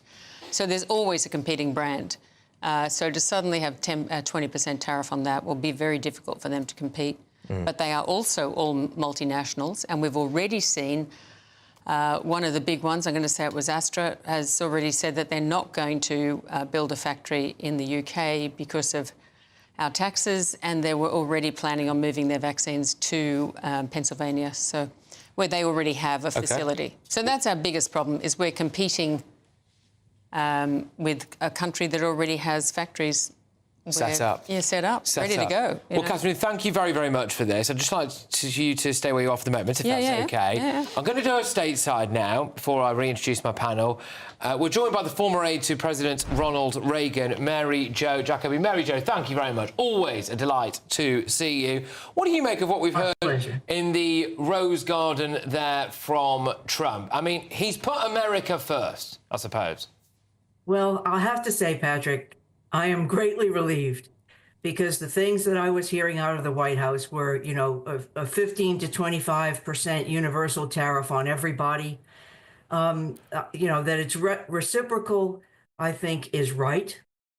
And I think that it's fair. And trade has to be not just free, but fair. And what the president is trying to do is, it's not Liberation Day, it's rebalancing day. It is definitely not a trade war. It is a rebalancing. Why is there a 10% tariff on the UK? Because the UK has tariffs on America. There's two ways to get around this. You can either lower your own tariffs, or you can manufacture in America. And, you know, the president is president of the United States. He is not president of the world. He is acting in what he believes is the best interest of the country, to rebuild our manufacturing base, to rebuild jobs in America, to rebuild America's skill set, which has just fallen by the boards over the years. And so I think, A, I'm relieved it's not as bad as it could have been. B, he is acting in what he believes is the best interest of the United States. And I would expect the UK to act in the best interest of the United Kingdom, which is what Keir Starmer is there to do. And I question if the current government is really trying to do that. So think of it like the congestion charge to enter London. That's kind of what this tariff is. If you want to come to London, you pay the congestion charge. Well, guess what? If you want to export to the United States, you pay the tariff. I suppose the downside to that is everyone hates the congestion charge, to be fair, Yes, Mary Jo. do, But and they're going to hate these tariffs, and they're right to hate these tariffs. But as I said, there's a way around it. You know, will the EU move to the UK to ship to the United States and save 10%? Possibly. There's an opportunity there. There are loads of opportunities in what the president is trying to do. So I think let's just step back. We now have clarity of what it is, and the markets were substantially affected by the lack of clarity and the fear of the unknown. We now know the unknown. So let's go forward. And I think it creates a tremendous opportunity for the leadership of the UK, particularly in the light of the EU. And let's see what happens now. But to go tit for tat, I'm sorry, America is a very big gorilla. Yeah, I mean, we can't, can we? So there's no point. Yeah. Well, look, Mary Jo, thank you. That was absolutely brilliant. I always appreciate having you on. You sitting there and digesting all of what Trump said and, you know, making sense of it for us over here. So absolute pleasure. Mary Jo Jacobi there, former aide to President Ronald Reagan. Let me introduce now the Shadow Justice Minister, Robert Jeremy. Robert, thank you very much. Good evening. Great to have you on the show. First things first, what do you make of what we've seen there? So 10% tariff on Britain. It is 20% for the EU. Look, it's deeply concerning for British businesses and workers right across the country in many sectors, but in particular in the British car manufacturing sector, which exports so much to the United States. I think there's a serious failure of the Starmer negotiating team. Keir Starmer is not a good negotiator. We've seen that in many other respects, like the Chagos deal, for example. He sacked the trade negotiator, Crawford Faulkner, who we had when we were in government, a highly respected individual. And he's lent upon Peter Mandelson, who frankly wouldn't know British interests if they slapped him in the face. This is a big failure. We've got to ensure now that Starmer gets back around the table and ultimately puts British interests first, because that is what Donald Trump is doing. He's putting the interests of the United States and American workers first. And I want to see Starmer do exactly the same. OK. He shouldn't be pushed around by other countries, even if they're bigger players than us. So all options should remain on the table. I've just had it in my ear that Trade Secretary or Business Secretary Jonathan Reynolds has released a statement. So I'll read this out, reading it for the first time now, and I'll get your reaction to it, Mr. Jeremick, if that's OK. He says, "Nobody wants a trade war, and our intention remains to secure a deal. But nothing is off the table, and the government will do everything necessary to defend the UK's national interest." I'll read that one more time. This is Jonathan Reynolds, Business Secretary, saying, "Nobody wants a trade war, and our intention remains to secure a deal. But nothing is off the table, and the government will do everything necessary to defend the UK's national interest." Your views on that? Well, look, Jonathan Reynolds has only in the last few days been to Washington and sat round the table with his opposite number. The Starmer government should have been in the room with the Trump administration long ago. Think of that visit that Starmer had, which was lauded by some parts of the press, where he sat in the Oval Office. What did that actually achieve? He offered a state visit to the United Kingdom, and then Donald Trump has gone and imposed tariffs. Sure, they're less than had we remained within the European Union, but they're still going to be very, very serious for British business, particularly the car manufacturing industry, which is already on its knees, thanks to the net zero zealotry of Ed Miliband and policies that are really, really harming jobs and livelihoods in places like Luton and Sunderland right now. So I want to see Starmer step up. I want to see him negotiating a trade arrangement that hives the UK out from these tariffs as quickly as possible, which is what he was promising just a few days ago. Surely we should also now be seeing what Emmanuel Macron did when he came over under Theresa May, by the way, and then stood on the steps of Downing Street and said to every single French citizen, come back to the motherland, come back to France, we want your money, we want you over here, we want your wealth. He wasn't shy about doing that. Why doesn't Keir Starmer now stand up and say, OK, if you're a big business that's based in the European Union, get yourself to Britain. You can halve the amount of tariffs that you're paying there. This is the kind of stuff that he should be doing, no? Yeah, absolutely. I want to see him getting businesses to come and relocate here in the UK, trying to make the best of a bad situation and standing up for Britain. You know, don't be pushed around.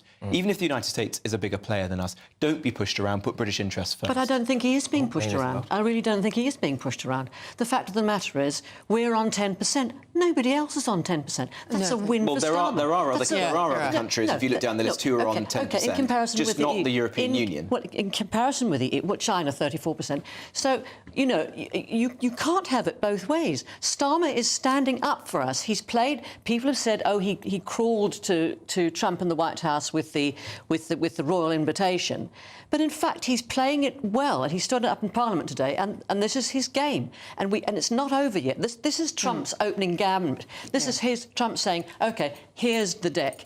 And we all have to come back and then negotiate. Well, with respect, I don't think that car manufacturing workers in Sunderland will feel your sense of jubilation tonight. No, they'll be very worried about their jobs. It'll come back. People who are working in the luxury car manufacturing industry here in the UK, which is predominantly export to the United States, will be deeply worried about this. The entire world has got 25%. And I can bet you in the coming weeks, Starmer will claw something back.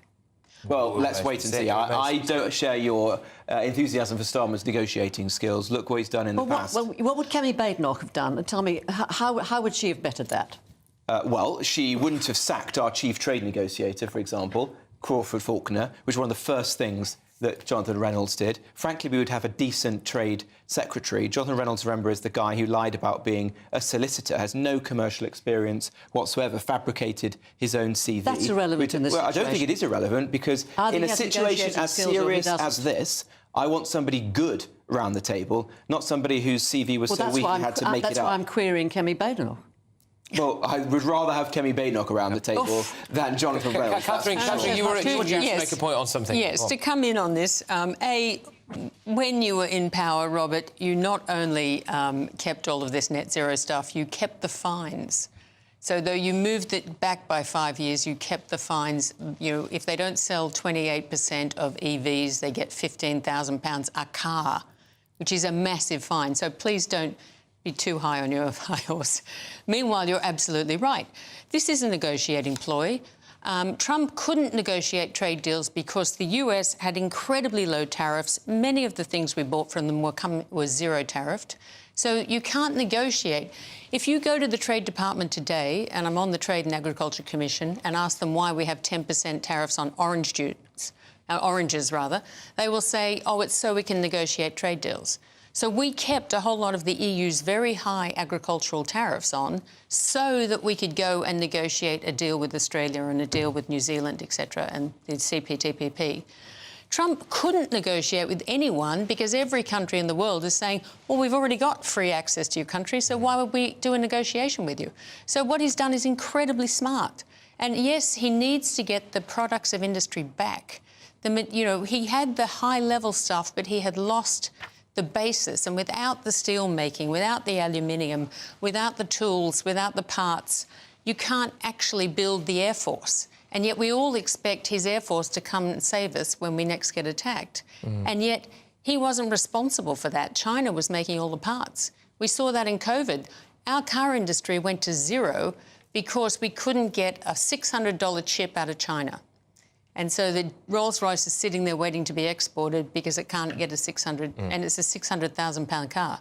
I mean, you need to have those products. So he's making sense. As our resident American on the panel, Republican commentator Norley Knotson, who's been sitting there very patiently for the last hour and a half, actually, how do you feel as an American seeing that and hearing the Economist reaction from Catherine saying that what Donald Trump has done is actually very smart? I think Catherine is spot on. As you know, when I first started, I said his move was brilliant. He wants to bring people to the negotiating table, and he wants to talk about the art of the possible. And that's the way to do it. And let's keep this in perspective as well, because coming from a very low base, he's also trying to negotiate a peace deal right now between Russia and Ukraine. And in order to bring Europe on board as well, that's another lever he's going to have for negotiation, also with the UK as well. So he's thinking strategically, and Americans are very happy, as you rightly pointed out. We don't want supply chain vulnerabilities with China. And to have TSMC investing in Arizona, $200 billion, he's gotten over $2 trillion foreign direct investment into the U.S. He hasn't even been in power for 3 months. We're drilling. We're at the highest we've ever been in oil. So that's also going to bring down concerns about inflation. So I think we're in a great position. OK, now, one of the build-ups, Mr. Jeremy, just to bring you back in here to this, was, well, no free trade without free speech. That's one of the things that Trump was very serious about, or his administration was certainly very serious about. And I know this is directly in your brief, isn't it? The idea of two-tier sentencing, two-tier justice taking place in Britain. Do you think that some of the issues that we've got over here will have had any bearing on Trump's mind there when it comes to this tariff and our future trading relationship?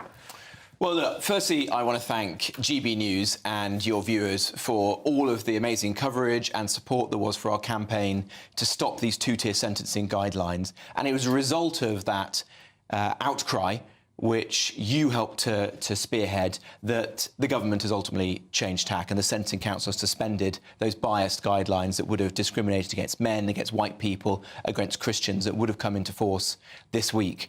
But I think this is a deeper problem. Every week, I am coming across cases of two-tier justice in this country. Only in the last few days, we've uncovered that the Ministry of Justice's own guidelines are prioritising ethnic minorities for bail, and the probation service are being asked to take account of someone's culture, whether they were suffering from intergenerational trauma, whatever that means, or whether there were historical events that were making them more likely to commit crimes. I think people in this country are sick of certain groups being prioritised, being put forward, and that's incredibly patronising, frankly, also to ethnic minorities, to suggest that just because of the colour of your skin or the faith that you have, you're more likely to commit crime or you should be given a more lenient sentence. And so the two-tier justice campaign goes on. It is two-tier justice under two-tier Keir, and I'm going to keep fighting it tooth and nail. OK. But don't you agree that for decades the two-tier system existed, but in the other way round? That black people and minorities were targeted actually far more than white people? No. I don't think... That's factually no, it correct. It isn't. It is there is no... correct. I do not believe our criminal justice system is institutionally racist. There's no conclusive or consistent evidence that someone is more likely to be charged or sentenced because of the colour of their skin. What there definitely is differentials in outcomes. Some ethnic minority groups are more likely to commit crime than others. But I don't believe you correct that by lacing our whole system with discrimination. No, I agree. I want people to be treated equally before the law. That, to me, is the absolute essence Minister of the Mahmood has said very clearly that's what she wants to change. Well, it's not what's happening in her department, because she's peddling two-tier justice with every passing day we find... She's changing it. The reason I raised it originally was, especially in light of what we have just seen here from President Trump, the 10% tariff on the UK, the noises leading up to it. The Americans, clearly I'm leaning on you for all things American here, but the Americans, Norah, appear to do care deeply about what goes on in this country in terms of free speech and in terms of perceptions of two-tier sentencing, and are willing to leverage that against trade deals, aren't they?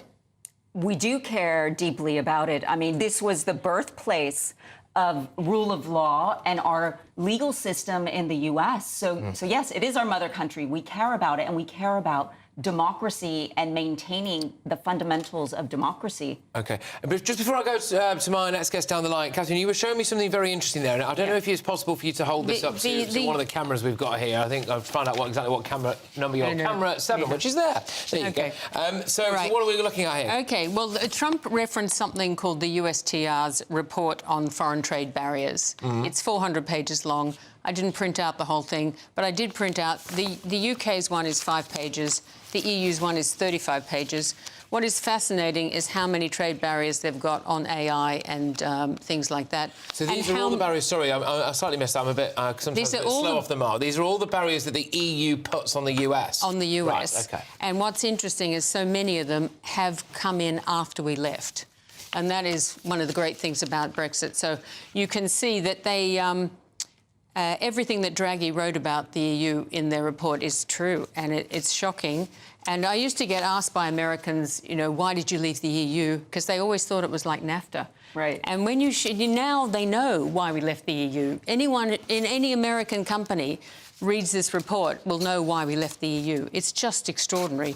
The way it doesn't even work the way it's meant to. So Brussels makes a rule, and according to the Americans, every country implements it quite differently. So if you're exporting to every country in the EU, you're getting different treatment depending on which Should one. Remainers, Mr Jeremy, be saying a whopping great big thank you to Brexiteers tonight, do you think? I think they should. Look, this is very harmful, regardless, but clearly would be dramatically worse if we were still in the EU tonight. So the ability to have our own freedoms, to set our own trade policy and not be lumped in with the rest of continental Europe is immensely beneficial to the British economy tonight. OK, amazing. Well, we are going to go just down the line now to legal analyst and political commentator Eric Guster. Eric, thank you so much.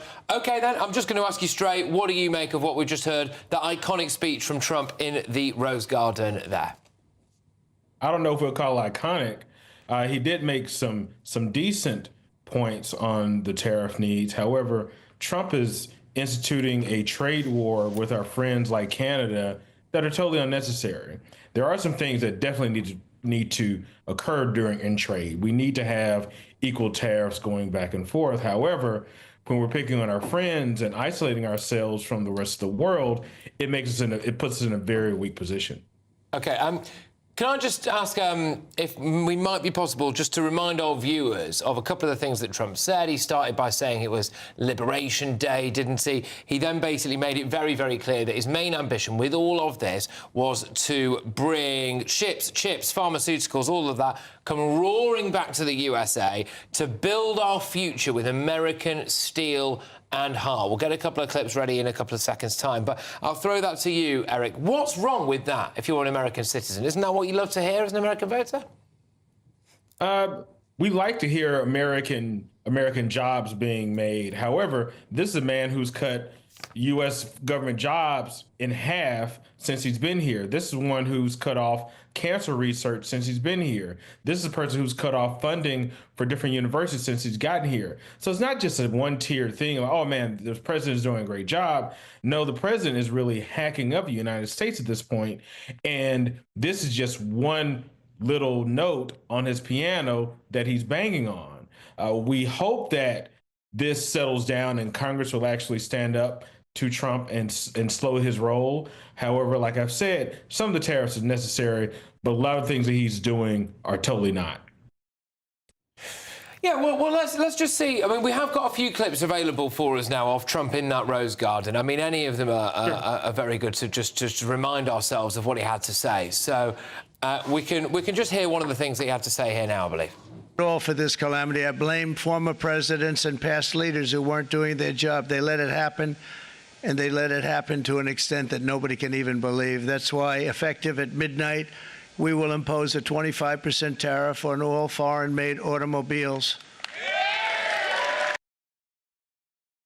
Look, he said it was Liberation Day. I'm just going to play that clip again here now. So they said it was Liberation Day for the United States. Please sit down. My fellow Americans, this is Liberation Day. Waiting for a long time. Do you not feel liberated, Eric? You know, for too long, America has been at the mercy of tariffs. We've got that graph here of the amount that you guys have been paying. You know, China, on average, charging you 67%. Now he's only raised it to 34%. The European Union, 39%. Trump's only raised it to 20%. I think he's been quite reasonable, hasn't he?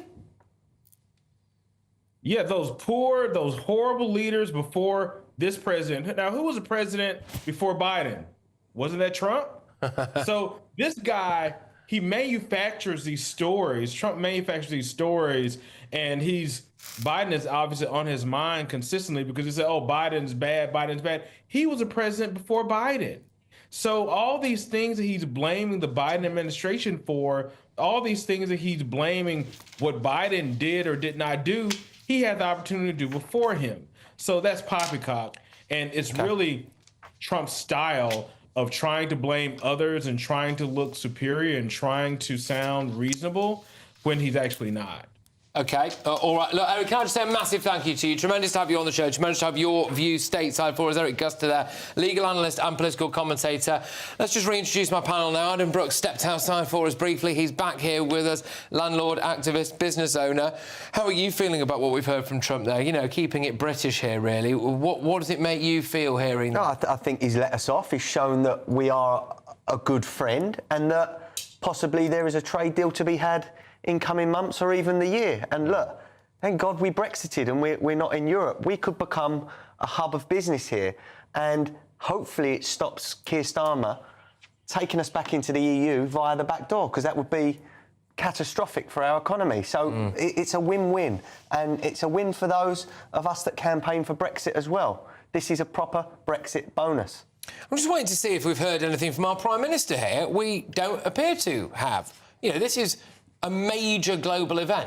Absolutely incredible. There will have been tens of millions, hundreds of millions of people all around the world watching what President Trump had to say in the Rose Garden there. We are now like an hour and a bit on from it, aren't we? We've been talking about it for ages. We've had the business secretary come out and say absolutely naff all. He's come out and said, well, you know, we keep all options on the table. We don't want to get into a trade war. He said nothing. Where's the Prime Minister? Where's the leader of Great Britain?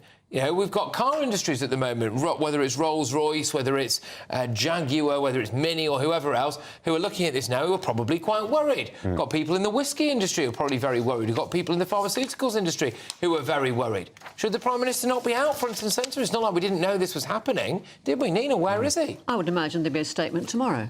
Why tomorrow? We're here now. Tonight. Well, you know, it's fairly late on, and I can't imagine that... It's not a Friday, he should be at work. No, presumably he is working, but I would imagine there'd be a statement tomorrow. But I mean, this is his whole ethos at the moment. He's playing it very cool. He's not jumping up and down like, like a puppet. Cool. Well, never mind cool, whether you think he's cool or not.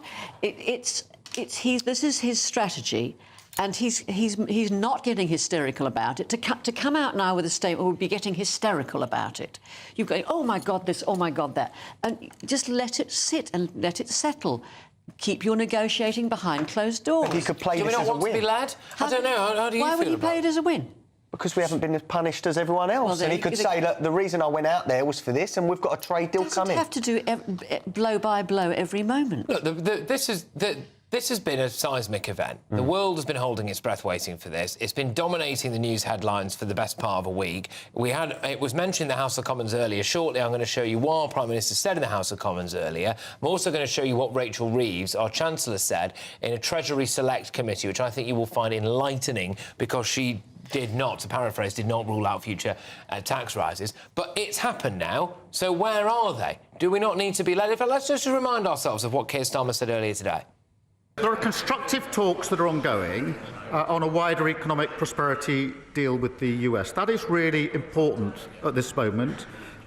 We are working with all sectors that are likely to be impacted, and we're guided by our national interest at all times. And that's why we've said we won't rule anything out. But it is important at a moment like this that we don't have knee-jerk reactions, that we are actually cool-headed about this, and that's why we won't rule anything out. What do you think? That's exactly what he said. That's why no knee-jerk reactions, and that's why we have to keep a cool head. So that's why no statement tonight. He's not a puppet that has to jump up and down. Well, the reason why I think we should have some kind of clarification or statement from our Prime Minister is because of this interaction with our Chancellor earlier on today. Can you confirm to the committee today that you won't be raising taxes? There's a lot of questions to... answer the last one first. I said in the budget last year that it was a once-in-a-parliament budget to wipe the slate clean after the economic mismanagement of the previous administration. Rule out further tax increases. I'm not going to write another 4 years' worth of budgets. That would not be responsible, but I can ensure the committee that I will not need to repeat a budget on that scale. Catherine McBride, our resident economist. Well, our Chancellor isn't telling us how she's going to react to this. Our Prime Minister doesn't seem to want to tell us how he's going to react to this evening. Our Business Secretary isn't telling us how he's going to react to this evening. How do you think they will? Well, I think that they're probably right to wait. It is the Trade and Business Department, and tomorrow they'll probably have something fully fledged. But they do... the best thing is to do not retaliate. The EU has been saying they're going to retaliate. Well, that's a stupid idea, and it's stupid for us. The US trade is a very small part of the US economy. You know, their whole trade intensity is only 25%. Their exports are about 14% of their GDP, so that they can actually survive without us. We can't survive without them. And the EU can't survive without them either, and the EU can't even supply us with the goods we get from America, which is why we presently get them from America, because we don't have a trade deal with America, so we are putting tariffs on a lot of the stuff we're importing from them. And we also, for us, trade is quite a big part of what we do. I thought it was also interesting on the list, if you look at the whole list, we may actually have King Charles to thank for this. Because not only is the UK getting 10%, Australia's getting 10%, New Zealand's getting 10%, Singapore's getting 10%. I couldn't see all of the Commonwealth countries, but I thought it might be worth looking at that. Because they seem to be... Now, admittedly, they are free traders at heart. New Zealand, when we did a deal with them, they immediately dropped all their tariffs on everything in the UK, and the UK kept tariffs on New Zealand goods for up to 16 years. You know, they're only slowly reducing them, which is pretty horrendous. I think that's a really fascinating point. And earlier on in the show, I did show you a clip of President Trump flicking through that book with pictures of him with our late Queen, and then obviously Prime Minister Starmer going over there and offering him dinner with our King. I mean, Trump does obviously love the royal family. Do you think there's any truth to what Catherine said there, that maybe he's favoured both Britain and Commonwealth nations when it comes to tariffs as a result of our royal family? I think there is some truth to that, and he has been very vocal about not only his love for the monarchy here, but also maybe considering being an honorary part of the Commonwealth. So yes. That's an interesting point again, isn't it? If he means that, and we'll remains to be seen, but if he means it, then yes, why on earth would he ever have slapped us with the tariffs, the likes of which the European Union's got, or China's got, or India's got? What I couldn't see on the list was what he's done to Canada. I'll have a look for And you. that is interesting, because maybe we do a Commonwealth swap where we push out Canada and take in the US, but because that is really the big bombshell, if you like, for the US, because 75% of everything Canada exports goes to the US. Their entire economy is about supplying the US. Yeah. And Mexico's 80%. So really, those two are the important ones. They're the ones you need to watch. I'm desperately trying to look now to see if I can go down my list and find Canada, but I don't seem to be able to at the moment. I'll tell you what I'll do. I'll do it when I come back, because we've got loads more coming your way. We are going to be going stateside. I'm hoping against hope. I've got a very special guest for you, and she's certainly one of the most outspoken people in US politics, but we'll have to wait and see for that. And I'm also going to be joined by a whole host of domestic politicians as well, Labour MPs, Tory MPs, all of that. How do you feel tonight? Has Donald Trump restructured the global order? Have we witnessed this evening a restructuring, a new world order? Are we going to end up being better or worse off as a result? But I tell you one thing, is it not quite nice to see the leader of a country standing up for his own citizens? Stay tuned. Yes, it is. Hello again and welcome to the latest update from the Met Office for GB News. For most of us, it stays dry and clear during the next 24 hours. Some patchy cloud turning up, but in the southwest, a very different weather for Thursday compared with the last few days. Showers start to arrive because of an area of low pressure that's some distance to the southwest. Meanwhile, high pressure to the northeast keeps things dry and clear for most of us. There'll be a bit of patchy cloud forming over the Welsh Mountains, the Peak District, the Pennines overnight, one or two patches here and there elsewhere. But for many places, it's simply a dry and clear night with a keen easterly breeze. In the south, it's going to be frost-free. Further north, less windy. And as a result, a touch of frost to wake up to first thing, particularly for the Grampians, northeast Scotland. Further south, though, a very different start to the day for the far south and southwest. Here, showers start to turn up. These showers are going to be very hit and miss, but yeah, a few drops of rain, marking a change to the drier weather that we've had during the last week or so. But for much of Scotland into Northern Ireland, it's sunny skies from the word go. One exception, southeast Scotland through the Pennines into parts of Wales. That patchy cloud I mentioned, that's going to stick around for the first few hours of the day before eventually lifting and clearing. That leaves most of us with another sunny day. Again, an easterly breeze makes it feel cool, but very different for the south and southwest of England. Here, thicker cloud and outbreaks of rain on and off throughout the afternoon, turning more persistent in places as the day comes to an end. That moves north through Wales overnight into parts of Northern Ireland by the start of Friday, but it really fizzles out by this stage. And into Friday afternoon, well, the sunshine returns for the vast majority, but there will be some low cloud around the east coast, particularly for Edinburgh as we head into the weekend. Elsewhere, the sunshine continues and it stays warm away from the east.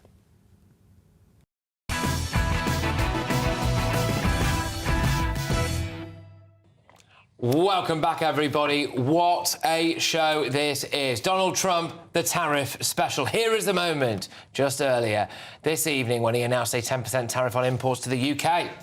Of America, United Kingdom, 10%, and we'll go 10%. So we'll do the same thing. Really isn't it? That board, you're right, but that was genius to bring that board out. Yes. It was absolute genius to bring that out. I mean, the guy can sell everything, only in America. But anyway, this was the list, as we were mentioning there, of reciprocal tariffs on a board that he presented at the White House Rose Garden just moments ago. Let's find out right now how tomorrow's newspaper front pages are reacting to this. The Daily Telegraph, Trump unleashes tariffs. Britain will face 10% levies as president brings in sweeping reciprocal trade measures. Let's go to the Daily Mail. Trump's tariff war on, quotes, foreign scavengers. Brexit Britain is hit with 10%, but EU hammered with 20% levy. There we go. I'll bring you, because the front pages have had their... the newspapers have had, obviously, their deadlines pushed back a bit because of this. I'll be dripping in some of those with you. So this is the reaction that it seems to have here. Trump unleashes tariffs and Trump's tariff war on, quotes, foreign scavengers. I mean, Nina, I think that a lot of Brits can relate to someone wanting to clamp down on quotes-unquote foreign scavengers. Foreign scavengers. I hate that language. You used the word foreigners in the first 10 minutes. Well, what are they? Well, what are they then? What should I... Sorry, Nina, what should I call them? Well, it just seems such an aggressive, unfriendly... Well, they're foreigners. but then you're using it as a weapon. Excuse me, we're foreigners. Yeah, we're all foreigners. We're all foreigners. No, you're not. I'm not a We foreigner are. of this. Are you offended by that? Have I offended the foreigners? I'll be quite frank. Sticks and stones can break my bones, but words will never hurt me. I am a foreigner, and I'm a proud foreigner, but I'm a human being first. Call me an immigrant, call me a foreigner, I don't mind. I used to like it. When I lived in America, they called me an alien, which I really liked. Well, I think I was legal. I was illegal. I'll tell you what we'll do. We'll go now to Democrat strategist Hank Scheinkopf. I believe we are there. Yes, thank you very much. Tremendous to see you. So, the Democrats this evening, how do they feel about all of this? I mean, Trump is bracketing it as he's standing up for your average working-class American. He's going to bring jobs and industry and investment to the US. Well, look, the Democrats don't know what to do with themselves. That's part of the problem that they have, and that's why they lost the election. What Trump is doing is he is responding to the innate desires of the very people that the Democrats should be playing to, and they're not.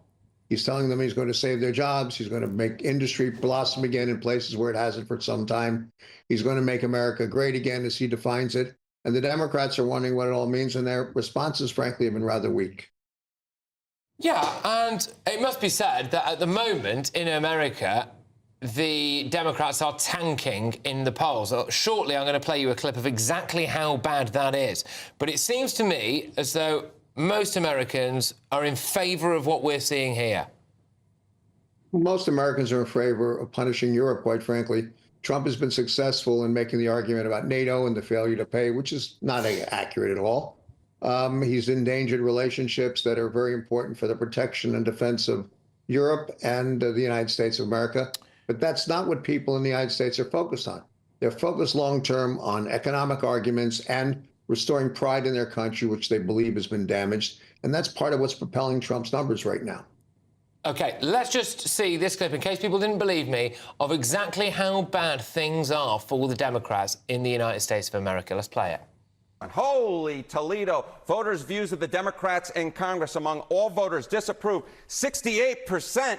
And look at the approved number, just 21%, even lower than the Democratic Party at large. This is the lowest on record for Democrats, according to Quinnipiac University polling. You think these numbers are bad? Let's go to this side of the screen. We'll look how Democratic voters feel. Get this. The plurality of Democratic voters disapprove of Democrats in Congress at 49%, and just 40% approve. Horrible, horrible, horrible. There we have it. It looks as though we have definitive proof that standing up for the people who voted for you or can vote for you works. Well, look, it does work, and I'll tell you why. The Democrats are not sure who they are. They're right now a bunch of clans that are masquerading under a party label. The Republicans have the same issue. Trump has restored the Confederacy effectively. He's made the country much more regional, but they're united under Trump. The Democrats aren't united under anything, and the basis of their vote, organized labor, has frankly deserted them and voted for and supporting Donald Trump. Why has the UK got 10% and the EU has got 20% tariffs, do you think? There's a special, there is truth to the Atlantic Charter and the special relationship between the United States and the UK. It is critical for United States defense and for the defense of the UK for that relationship to continue, quite frankly, and for NATO to function at all requires the two parties to be in sync. That kind of relationship is something that the president is not going to endanger. But the rest of Europe, he's kind of angry. He thinks that the United States has been abused.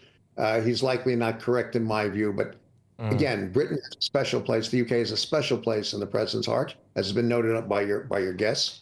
And that's not going to change.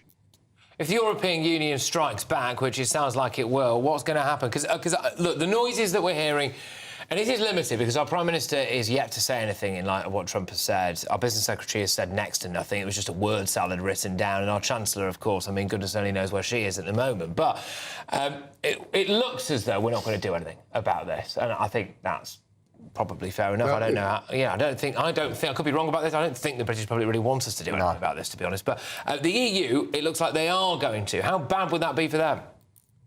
It's not good. You know, the UK will take the smarter route. Why? Because our interests, American interests and the UK's interests are frankly in the same place. What the rest of Europe tends to do is a different issue, and the UK's history of conflict with the EU and the EU partners is not insignificant. And frankly, the Americans and the UK have paid a terrible price for things that have gone on the continent that maybe we shouldn't have paid the price for. And that's part of what Trump understands, which makes him very different than the Democrats, whose internationalist views, frankly, are not very clear and who don't understand how people on either side of the Atlantic feel. Has Trump just officially put America at the centre of the world tonight? Yeah. No question about it. He's told them who he wants to be in charge and what he thinks America should look like.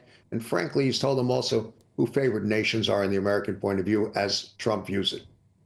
OK. And finally, whilst I've got you, the other news tonight, which has been swallowed up, is that Elon Musk appears to be out the door of the White House. They are now bracketing it as this was always part of the plan. Once his work with Doge is done, he'll move back to running his businesses. What do you think's really going on there? You can't lose political campaigns and get away with it. He put a lot of money into judicial races. We elect judges in some states in the United States, and he got battered. You can't be a loser and be in the White House with Donald Trump. OK. Hank, thank you very, very much. Hank Scheinkopf there, Democratic strategist. Catherine, can I just bring you back in here? So if Trump's ambition was to restructure the world economy in America's favour, firstly, has it worked? And secondly, what will the knock-on consequences of this be here for Britain? So what should we be doing about it? Does it mean lower taxes? Does it mean businesses coming to Britain? What does it mean? Well, what I think we should do is start negotiating a proper free trade agreement with the US. And that should be the only government response to this. Do not put on any tariffs of our own, because ours are already higher. That's why he's reacting. The US started the whole system of what is the GATS in 1947. That turned into the World Trade Organization. But they seem to be the only country that really was following the rules. They had very low tariffs. They encouraged everyone to trade. And they protected the world's trading routes. So there's also, it's up to them to keep all the waterways going. And, you know, it helped Europe rebuild after the Second World War. It helped Japan rebuild. It helped South Korea rebuild. But now they're built. And now they're keeping their tariffs. They're not lowering them. So I think he had to do this to shake people up. And I think a lot of people, if they're sensible, will start doing free trade agreements with the US, which the Western world has to get together. And I think we know the people who are not going to be joining the Trump room. I don't think China's going to do it. I think they're going to start doing their own sort of BRICS initiative. So the rest of us have to start working together. But, Catherine, what about the reaction from consumers around the world, the adverse reaction to consumers? Because look at what's happened to Tesla, because the loathing for Musk. You know, look what's happening in Canada in relation to, you know, for instance, I read today that airfares, air tickets booked between Canada and America are 70% down. OK. 70% down. We'll come back. Sorry about this. We're going to have to come back to this. And when I do come back, you mentioned Tesla there. Let's talk about Elon Musk, apparently out the White House door. We're going to be talking about whether or not this is a victory or an embarrassment for Keir Starmer, for Peter Mandelson. We've got all of that coming your way. What does it mean for the state visit as well? How long is it before Trump is over here in Britain? 10% tariffs on Britain, 20% on the EU. Well done, Brexiteers.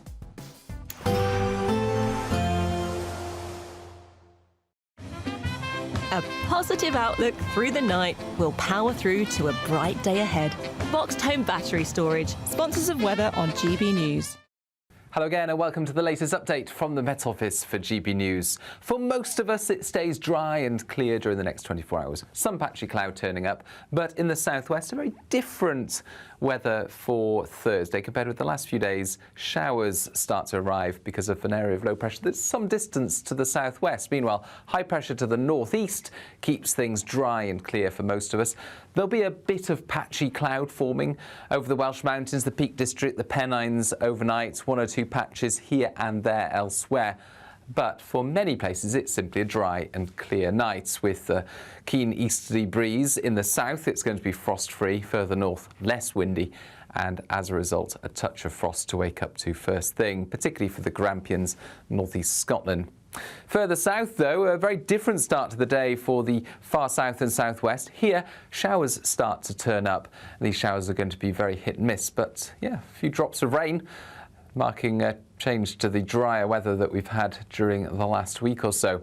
But for much of Scotland into Northern Ireland, it's sunny skies from the word go. A positive outlook through the night will power through to a bright day ahead. Boxed home battery storage. It's the final week to see how you can spruce up your spring, as we have an incredible £17,777 in tax-free cash to be won. And if that wasn't enough, we'll also give you the latest Mulberry handbag, and not one, but two sought-after designer watches. Make sure you don't miss out, as lines close on the 4th of April. For another chance to win the lot, text cash to 63232. One entry costs £2 plus one standard network rate message, or text bonus to 63232. 5 entries cost £5 plus one standard network rate message. Go to gbnews.com/win. Entries start from just £2. Call 0903 681 3232. Calls cost £2 plus your network access charge. Or post your name and number to GB12 PO Box 8690 Derby DE1 9TT. UK only. Entrance must be 18 or over. Lines close at 6 p.m. on the 4th of April. Please check the closing time if listening or watching on demand. Good luck. Sunday with Michael Portillo from 11, only on GB News. Retrograde? Yes. Tell me about that. So this is 1955. It's a young Sidney Poitier, and we always think of him as this grand man of the cinema, lots of gravitas and dignity, but this is when he's still a young man. End of McCarthyism, start of civil rights movements. Studios and sponsors are terrified about anything related to socialism, un-American activities. He's just been in a few interesting projects, but he's teeing up for something on NBC on TV called A Man is 10 Feet Tall, written by his friend, and it's going to show him in a friendship with a white man, where the black man is the more dignified, the more professional one. And it's going to be quite radical. It's going to make him, and it's going to make his career, but NBC want him to sign an oath of loyalty, which is what happened in those days. This is all based on real events, where he would commit to doing absolutely nothing to embarrass the studio. They also want him to denounce Paul Robeson, who's a major activist. Yes. And go on radio and make a public denunciation. So he has to choose. There's the great line, what does it profit a man to gain the whole world and lose his soul? And the lawyer just says, you gain the whole world. But for him, it's a difficult one. But then there's the idea that you can be blackmailed. He has been going to some meetings with activists and civil rights movements. FBI is very heavy-handed in those days. He's then told, hey, you don't sign, they'll be knocking on your door, you could go to prison, blah, blah, blah. So it's this whole tussle written by Ryan Calais Cameron, who did the previous play for Black Boys, which was all about mental health. Yes. Huge new talent. By the way, it sounds like a great topic. It's fascinating. It's 90 minutes straight through, so it almost plays like a film. Heavy subject, but very witty. All great performances. Ivana Jeremiah is in the lead, and he really captures the moment. GB News, the People's Channel. The royal family is an enduring symbol of tradition, unity and pride for Britain. At GB News, we celebrate what makes this country great. In our new royal newsletter series, you can join me, Cameron Walker, for Inside the Palace, an exclusive look every week that takes you beyond the gates and brings you the very latest from those at the heart of the monarchy. Never miss a royal moment again. Sign up now. Go to gbnews.com/royal newsletter and get the latest straight to your inbox. Welcome back to a GB News Donald Trump Tariff special with me, Patrick Christys. So, in summary of what we've seen so far, here's how it started. Please sit down. My fellow Americans, this is Liberation Day. Waiting for a long time. Then President Trump announced these measures for the automobile industry. All for this calamity. I blame former presidents and past leaders who weren't doing their job. They let it happen. And they let it happen to an extent that nobody can even believe. That's why, effective at midnight, we will impose a 25% tariff on all foreign-made automobiles. There's no way around it. That's going to be an issue for Rolls-Royce, for Jaguar, for Aston Martin. But is there something that could be done in a bespoke trade deal with the American president? And this American automobile worker, though, well, there's no doubt he was very pleased about it. Thank you, Mr. President. I grew up just north of Detroit, Michigan, in Macomb County, known as the home of the Reagan Democrats. My first vote for president was for Ronald Reagan. I thought that was going to be the best president I ever saw in my lifetime until Donald J. Trump came along. Then the US president went after the European Union. European Union, they're very tough, very, very tough traders. You know, you think of European Union, very friendly. They rip us off. It's so sad to see. It's so pathetic. 39%, we're going to charge them 20%, so we're charging them essentially half. Wow, what about us here? Brexit Britain. Of America, United Kingdom, 10%, and we'll go 10%. So we'll do the same thing. This could be very good news for the United States. We're going to produce the cars and ships, chips, airplanes, minerals, and medicines that we need right here in America. The pharmaceutical companies are going to become roaring back. They're coming roaring back. And finally, here is that list one more time for you that will now go down in history of reciprocal tariffs on a board that he presented to the White House and the world in the Rose Garden moments ago. But what has our Prime Minister, Keir Starmer, had to say? Nothing yet. No, his business secretary has, though. Jonathan Reynolds said nothing is off the table, and it remains to be seen exactly how we respond to it. We've got a lot to talk about. Elon Musk potentially out the door of the White House. Trump spoke about ending the war in Ukraine. We're going to see how there's issues at play here for British businesses, British manufacturers. Does it mean now that we can go and entice a load of people from the European Union to come and set up companies here in Britain to swerve tariffs? Is this only possible because of Brexit? Oh, it's all to play for this evening, and I'm going to do the absolute lot of it after your headlines with Sophia Wetzler.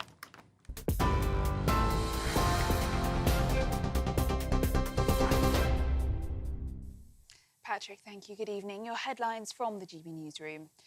Donald Trump has announced a 10% tariff on UK imports. Speaking at an event at the White House on what he dubbed Liberation Day, the US president promised a golden age for America and said it's time for the US to prosper. He promised lower prices for consumers and said jobs and factories will come back to the US. Mr. Trump unveiled 20% tariffs on the EU, 34% on China, 26% on India, 24% on Japan, and 10% on Australia. He also announced a 25% tariff on all foreign-made cars as of midnight. And the business secretary has said nothing is off the table following those announcements. Jonathan Reynolds said that the UK is committed to doing a deal with the US, which he hopes will mitigate the impact of what has been announced today. Meanwhile, Shadow Trade Secretary Andrew Griffith has described the tariff announcement as disappointing news, and Lib Dems leader Sir Ed Davey has accused Donald Trump of launching a destructive trade war. Now, it's being reported that Donald Trump has told members of his cabinet that Elon Musk will leave his government role in the coming months. The US president had appointed the Tesla CEO as a special government employee, but Politico reported that both Trump and Musk decided in recent days that Musk will soon return to his businesses. Meanwhile, Mr. Trump's press secretary, Caroline Leavitt, called the reports garbage, writing Elon Musk and President Trump have both publicly stated that Elon will depart from public services as a special government employee when his incredible work at Doge is complete. In other news, a man has been charged with 64 offences in connection with an investigation into a Hull funeral directors. Humberside Police has said an investigation was launched into legacy independent funeral directors after they received reports of concerns for the care of the deceased in March of 2024. 47-year-old Robert Bush is charged with 30 counts of preventing a lawful and decent burial, 30 counts of fraud by false representation, 2 counts of theft from charities, 1 count of fraud and another of fraudulent trading. And Hollywood has remembered actor Val Kilmer, who died at the age of 65. Directors, including Ron Howard, Francis Ford Coppola and Michael Mann, all paid tribute to one of the biggest stars of the 80s and 90s, known for Top Gun, Batman Forever and The Doors. You can be my wingman anytime. Kilmer was diagnosed with throat cancer in 2014, and though a tracheotomy affected his voice, he returned to the screen in Top Gun Maverick. Those are the latest GB News headlines. Now it's back to Patrick. For the very latest GB News direct to your smartphone, sign up to News Alerts by scanning the QR code or go to gbnews.com/alerts.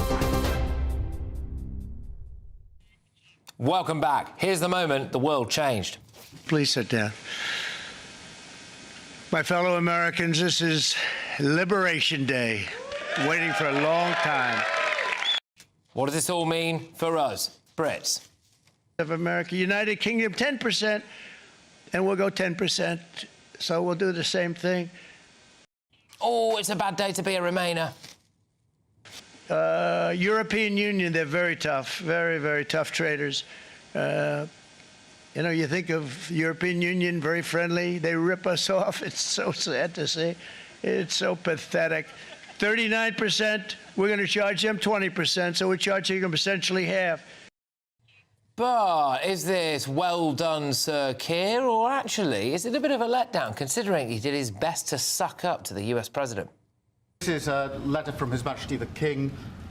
It's an invitation for a second state visit. This is really special. Well, it doesn't seem to have paid off massively, but I can't help but wonder whether or not certain things said by certain people might be coming back to haunt Britain. People like, oh, I don't know, our new ambassador to the United States, Peter Mandelson. American president who is little short of a white nationalist and racist. Even those who have a sneaking admiration for Donald Trump because of the strength of his personality, nonetheless regard him as reckless and a danger to the world. Oh, Peter Mandelson, how the mighty fall. I consider my remarks about President Trump as ill-judged and wrong. I think that he has won fresh respect. He certainly has from me, and that is going to be the basis of all the work I do as His Majesty's ambassador in the United States. Well, well, well. Let's introduce GB News political editor Christopher Ho. Christopher, thank you so much for popping up yet again on this Trump tariff special. I'm just going to throw it over to you, really. What have we just witnessed? The world changing.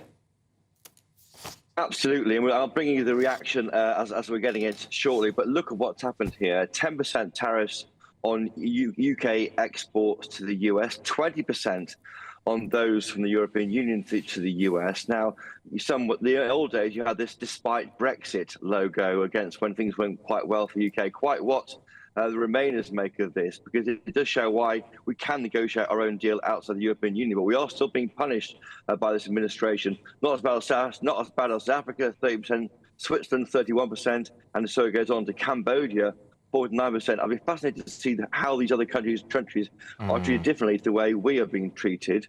But even at 10%, that wipes out all of the growth forecast last week by the OBR, the Office for Budget Responsibility. Big concerns there. Where do we get? Well, we're now heading towards a recession this year or next year. We're waiting to see what is happening here with Trump. He is dismantling the economic system constructed post-1945 with a starburst of tariffs across the board. No one is spared. You've seen the list there that the president held up just about an hour and a half ago. Look at the reaction. We've got Jonathan Reynolds. He's the business secretary leading for the government. He says no one wants a trade war, and our intention remains to secure a deal.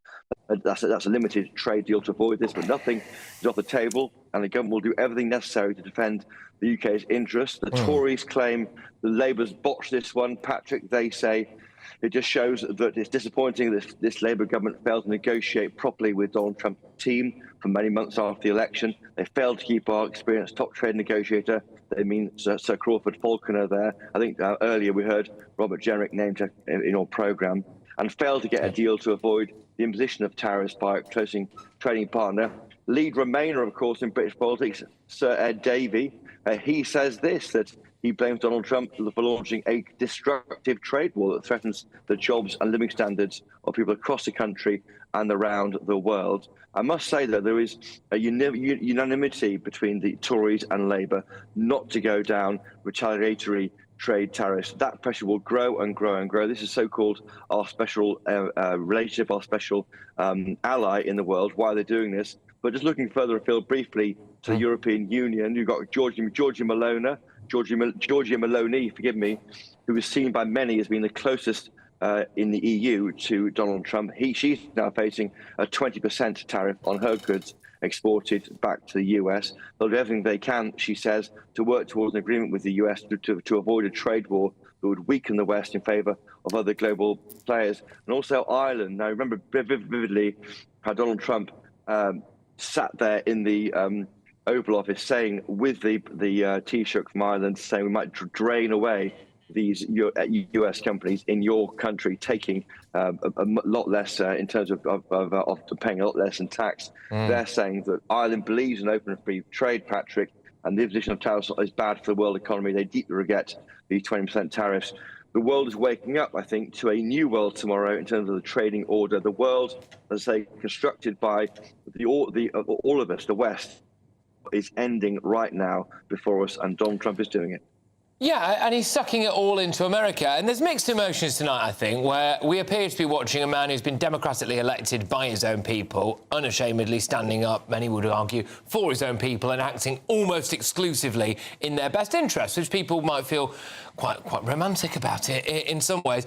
But it's easy to forget that there are going to be losers as a result of that here in Britain, and some key industries, Christopher, here in Britain are going to be impacted by that, probably most notably the car industry, do we think? Yes, we do, and we expect them to be hit with 25% tariffs, more than the 10% there. What will happen with those? I think that's right. I think it's 25%. But what is fascinating there, though, I think, is those often high-end vehicles, BMW, Minis, of course, Jaguars, Rolls-Royces, Bentleys, to which people buying them may not mind paying. I mean, they will mind, but may not stop buying these high-end purchases because they're buying them as a status symbol. They're not really the low end of the smaller end of the manufacturing process. So I think they may not be as bad. And also, what may happen here is some of these vehicles that would have gone to the US could be repurposed and sold into the UK. It could force a glut of cheaper Minis or a Rolls Royce for you, Patrick, now on TV, that kind of thing. Wow, you know, I'll put it next to my other one. Exactly right. But no, I'm being flippant. It could work in our favour. Of course, on the other area, you've got steel being dumped from China. That won't help UK steel makers. It's very, very complex. It will emerge on GB News over the next 4 days. Yeah, and again, watch this space. We've spoken about some of the losers there, and unfortunately there are winners and losers in everything in life. There will be losers in this, but there remains here an opportunity. If some companies that are currently based in the European Union decide that they can see an opportunity here in Brexit Britain to halve the rate of tariffs into America, that is one to watch, Christopher. I think just quickly, sorry, and I will let you get going now, but I want you to just put your prediction hat on. You are plugged in to the political machine, right? You perform open heart surgery on the world of politics in the corridors of Westminster every single day. Tomorrow, the Prime Minister and probably the Chancellor and Kemi Badenoch are going to have to say something, and they're going to have to do something. What did the Prime Minister say and do? What those two individuals are joined by, they will not do retaliatory tariffs. They're trying to be calm, looking at who's going to be hit the hardest, and then try and do a deal to mitigate these threats here from Trump. Others say with a bully you stand up to a bully. That's why I think the EU may go down a different route. We may see for the first time, I think, since we left the EU in 2016, an opportunity here to do a good trade deal at the expense of the EU. It will divide us further. That'll be fascinating. We're seeing the Labour unveil their local election plans tomorrow. That should be Sir Keir Starmer speaking live on GB News, so tune in. Great. Fantastic. Christopher Hope there, our political editor. What a joy it is to have you on board here at GB News. Thank you so much. Right, very quickly now, before we bring in a Republican congressman and the chair of the House Freedom Caucus, Representative Andy Harris. Adam, your views on this. Is this an economic opportunity for Britain, do you think? 100%.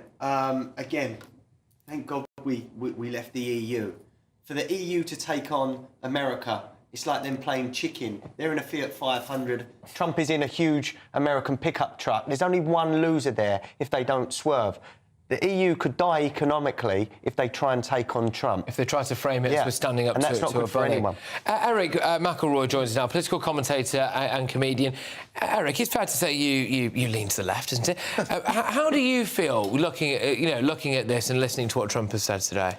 Well, I mean, what's going to be important is how Americans feel tomorrow morning. Our retirement plans in the U.S. are often called 401ks, which are tied to the stock market. And if the stock market tanks, like some of the aftermarket futures are showing that it might, that's going to be the shock to the system. And I imagine, as we saw Trump back off from tariffs before, we'll see him run away from them again because he never sticks to anything, and he's terrified of losing that approval. So you think that the stock market in America tomorrow might be dire? If it is, and that's going to be directly related into middle-class people's 401k retirement plans, and they're going to see that straight away, and this is going to be a very unpopular move by Trump. Would you agree with that? I think he's right about markets. They are feeling roiled. People were expecting the tariffs to be a bit lower, so markets are off over 3.5%. S&P, the tech is off over 4%. People are taking risk off, but this is... Just sorry, Bess, I'll come back to you. Apologies.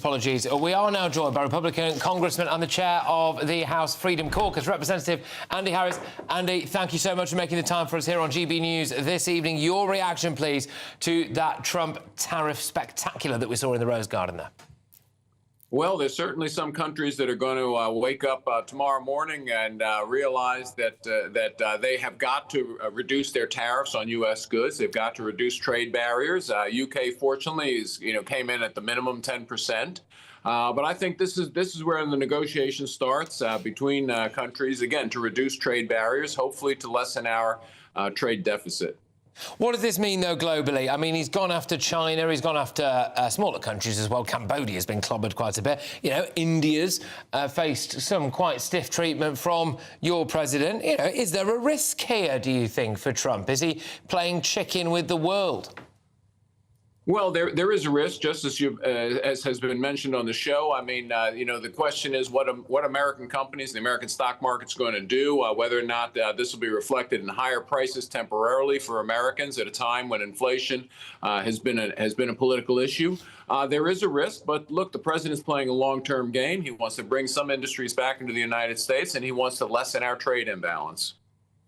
So ultimately, you do see what we've seen today, which is a fundamental restructuring of the global economy, an attempt by an American president in full view of the world to put America, if it wasn't already, definitely right at the centre of the world. You think that will work in the long run? Look, the president's placing that bet. I think there's a chance that, again, we will reduce our trade deficit, that some of the nations will reduce their tariffs. These reciprocal tariffs, I think, were a good idea. And I think individual nations are now going to negotiate for trade agreements with the United States, and the United States will benefit from those agreements. I mean, he wants more jobs, he wants more manufacturing, he wants other companies like Apple and Google to bring back their bases to America. So far, we've seen, I believe, there's a lot of zeros in this number, so I could be wrong here, but I think it's $5 trillion worth of investment into the US in 75 days, which is more than during the entire Biden presidency. That's right, and I think that's going to increase in the next few weeks, because I think one thing the president's going to ask our trading partners, if you agree to invest more in the United States, bring some of your manufacturing back, for instance, then there will be relief from the tariffs. I mean, President Trump said he was going to put America first, and a lot of people have pointed out that when he was at his inauguration, quite a few of the people behind him, like Elon Musk, like Jeff Bezos, like Mark Zuckerberg, these big billionaires, they're actually not necessarily going to do that well out of the announcements that Trump has made here, but potentially ordinary working-class Americans might. And do you think that maybe just spells the notion that he's in the pockets of big billionaires? Look, I absolutely do. The fact is that the stock market, which are the big corporations, they don't like some of these moves because, again, they've bet on globalist trade over the past few years, and I think that bet, they're going to be losing on that bet in the short term with these tariffs that have been placed, and the need to, again, bring some of this industrialization back into the United States. Is Elon Musk being nudged aside because people like yourself didn't like him? Is he what? Is he being nudged to one side, moved out? No, I don't think so. I think he's continuing doing the job that he's doing in the Department of Government Efficiency. I think that the Americans back the idea of government efficiency now. But the way he's doing it, again, some people think may have been done a little more politically acceptably. But no, he's not being nudged aside right now. OK, lastly, Andy, I appreciate you making the time for us this evening. The UK has done better than the EU and many other nations. What is that? Is that the special relationship? Is that because our Prime Minister, well, not him, but our Foreign Secretary previously called President Trump a neo-Nazi sympathising woman hater, I think it was. We've also had our now ambassador to the United States, I'm paraphrasing here, but basically calling him a white nationalist and a fascist. You've had other Labour politicians lining up in the streets of Britain to literally protest Trump's arrival the last time he had a state visit underneath a giant inflatable blimp of your president wearing a, as you would call it, diaper. So, you know, Trump still likes us more than the European Union, even though we are now being run by those people. Well, look, you know, the Labour Party, if they had done what they wanted to and stayed in the EU, this evening would be a very different evening for the UK, because you would have been grouped in with the EU on the tariffs. Look, the UK and America has a long-standing relationship, and I think that was reflected in the fact that the president has set minimal tariffs on the UK. Andy, thank you very much. It's been a pleasure to meet you. It's been a pleasure to have you on the show, and I hope that we can talk more going forward. It's Andy Harris there, who is Republican congressman and chair of the House Freedom Caucus. Great stuff. Just to put the other side of this up quickly, because I think we might need to. Nina, your take on what we've just heard there. Well, you know, the special relationship, you know, frankly, Trump wants two things. He wants the Nobel Peace Prize, which is why he's doing the Russia and Gaza thing. He also wants a state dinner at Buckingham Palace. He wants all... He's getting it anyway. He's getting it, but he wants to hang on to it. He wants to make sure he's getting it. And that, frankly, is at the heart of everything. You talk about anything else and doing things for the American people. He's playing to his MAGA voters. But basically, personally, what he wants are those two things. So basically, Nina thinks that him saving millions of lives in a war is just because of a piece of metal, a gong, and a visit to a royal palace. Obama got one. Absolutely. Obama got one. Absolutely. I want one too. How about give the guy some credit? He wants to stop wars and he wants people to have more money. Adam, what happened to day one? That was 63 days ago. Yeah. Come on. I mean, day one. Seriously, Would you rather see it carry on? Well, absolutely not, but I'd rather not see it handed to Putin and just surrender to the person who invaded the country in the first place. Well, I'll tell you what, I think we know what we're talking about when we come back, don't we? We've got that. We've also got must be maybe moved to one side. We've got the role of the king, King Charles, in all of this. Do we have him to thank for us all being, well, frankly, less pull than the EU now? Stay tuned. If you want your news to be straight talking... This is a nightmare for the Conservatives again. Down to earth. It's not just Nottingham where this is happening, is it? And most importantly, honest. Hard-working, middle-class taxpayers, they'll get their book thrown at them. Then catch me, Martin Daubney, Monday to Friday, 3 till 6 p.m. on GB News, Britain's news channel. Britain's newsroom. Weekday mornings from 9:30. This is this US tourist who could face deportation even though she's fled Australia after she ran off with a wild baby wombat in Australia. She took the wombat off her mother. Yeah, ban her from ever entering the country again, that's what I say. Should we watch the clip first, just so we can get a good context? Yeah, let's take a quick look. Just caught a baby wombat.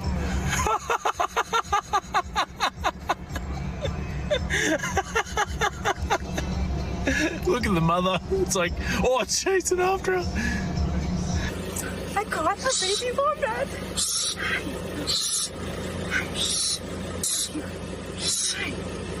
Okay, Mom. Let's let him go. No, he's right. All right, let him go. Come here, Mama.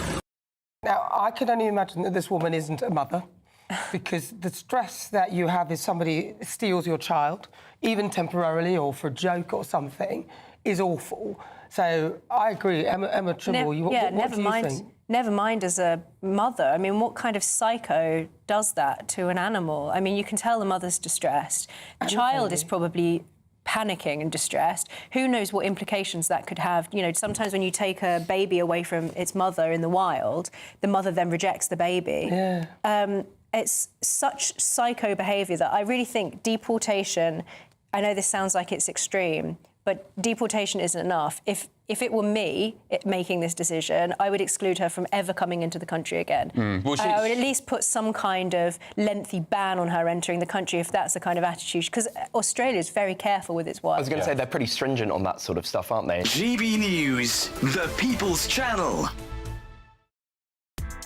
Join me, Nana Akweer, for an informative, interactive news programme with a difference. It's fun. No, he didn't say that, Dave. I'm so surprised. I think there's an element of truth to that. Join me from 3 p.m. every weekend, only on GB News, Britain's news channel. I'm Christopher Hope. From pop stars to politicians, I'll interview anybody in a pub who's got a political opinion. Join me every Friday on Spotify, Apple Podcasts, YouTube or gbnews.com, or wherever you get your podcasts. This is GB News, the People's Channel.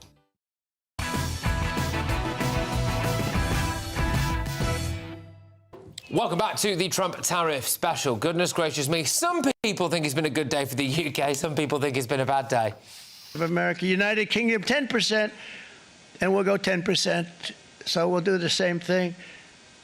Yeah, we all know it's been a worse day for the EU, though, don't we? European Union, they're very tough, very, very tough traders. You know, you think of European Union, very friendly. They rip us off. It's so sad to see. It's so pathetic. 39%, we're going to charge them 20%, so we're charging them essentially half.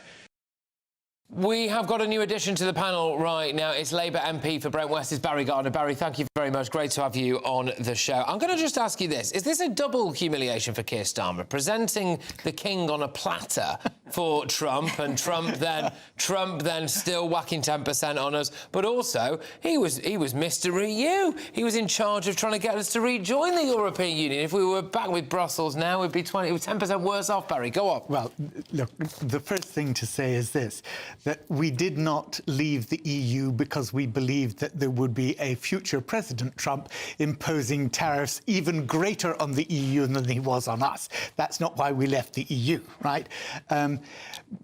With regard to the king, and I think Keir Starmer has actually played it well. He's kept his cool, he's kept calm. You know, I haven't always been his foremost admirer, but I recognise that what he did in the White House, going over there, to a certain extent abasing himself, was what was in the best of interests of this country. So I think he's played it right. He's playing it cool now. He's not sort of doing a knee-jerk response. But I think what we have to understand, and here's where I disagree with what you said in the last section, Patrick. You said, well, look, you know, the chaps behind him, Musk and you know, Bezos and so on, you know, maybe they're not going to benefit from this. Actually, they are. And the difficulty here is that the 25% tariff on cars is not going to be paid by the rich guys. It's the ordinary American that is paying that price. They're paying the extra 25%. Why? Because Trump wants that money going into the exchequer, his exchequer, which he will then be able to give away in tax breaks to the richest Adam, people in America. No, but they're not paying that. If they go and buy an American car, they're not paying 25% extra. No, of course. But the trouble is... So he's getting people to buy American cars. Manufacturing will go up. Jobs will go up. No, that's good. This is where you're wrong, and let me explain why. At the moment, most of the car parts that American auto industry uses are produced in Mexico and in Canada. Now, because car parts cross the border many, many different times, what you actually have is, on average, it's 8 times. They're accumulating 8 times they're accumulating a 25% increase in their cost, and that's coming into the exchequer. There's news on that, Barry. That might be why you noticed something when we were in the latest break about tariffs on Canada and Mexico, didn't you? Yeah, so he hasn't slapped anything new on Canada and Mexico, which they're very excited about. But going back but it's the car parts which are 25% across the board. Yes, and I understand that point. But the tax cuts, by the way, he wants people earning $150,000 or less to pay zero in taxes. Wow. I wouldn't consider that rich people. That would be the dream, wouldn't it? Zero tax would on be the tips. dream. He's trying to help average Americans. It's all about entrepreneurship, innovation, and growth. Well, that's what he's focusing on, prosperity for people. Do you think he's going to lead the way? I'll come to you in a second on this, Barry, but do you think this could lead the way? When people in this country wake up to what you just said there about, if you earn, was that true, £150,000 a year or less, you pay zero tax? That's what he wants. his goal, $150,000 or less, zero income tax. What happened this week in Britain? All of your bills went up, everything you pay, council tax, water, energy, phone bill, broadband, you name it. If you can pay more for it, you flipping well are at the minute, apparently, in Britain. It's starting to look as though Trump's America's quite a nice place to be. Well, that's his dream to have that happen. A lot of people in lower income don't pay federal tax anyway because there's protections for that and income protection and so on.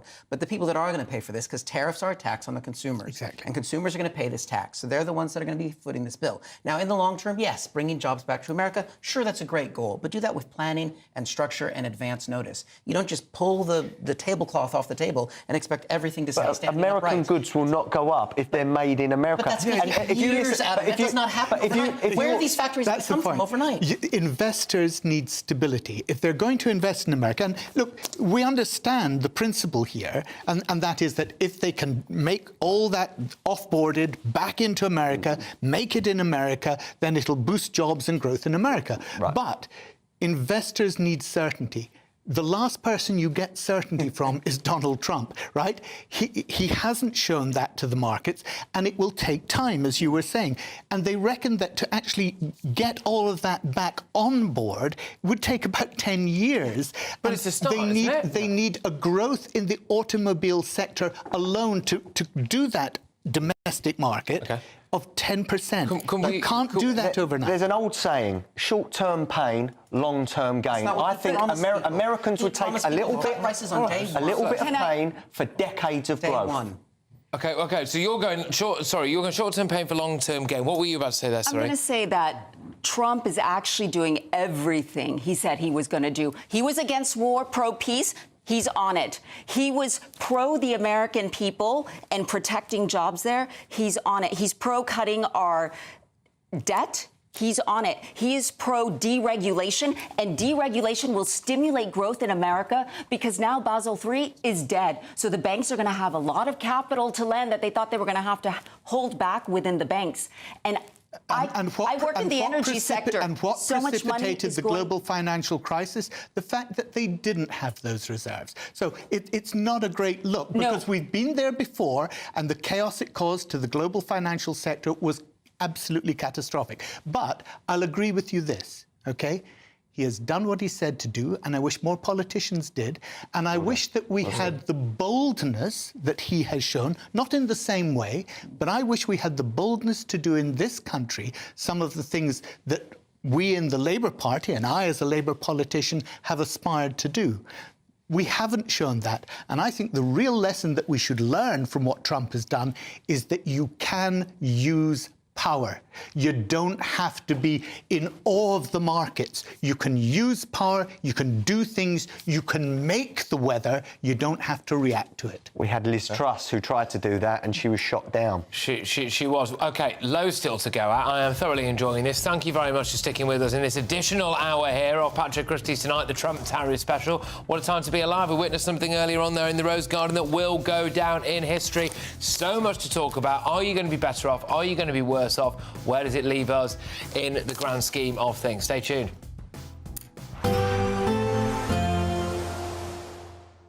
I forecast a perfect holiday in the sun.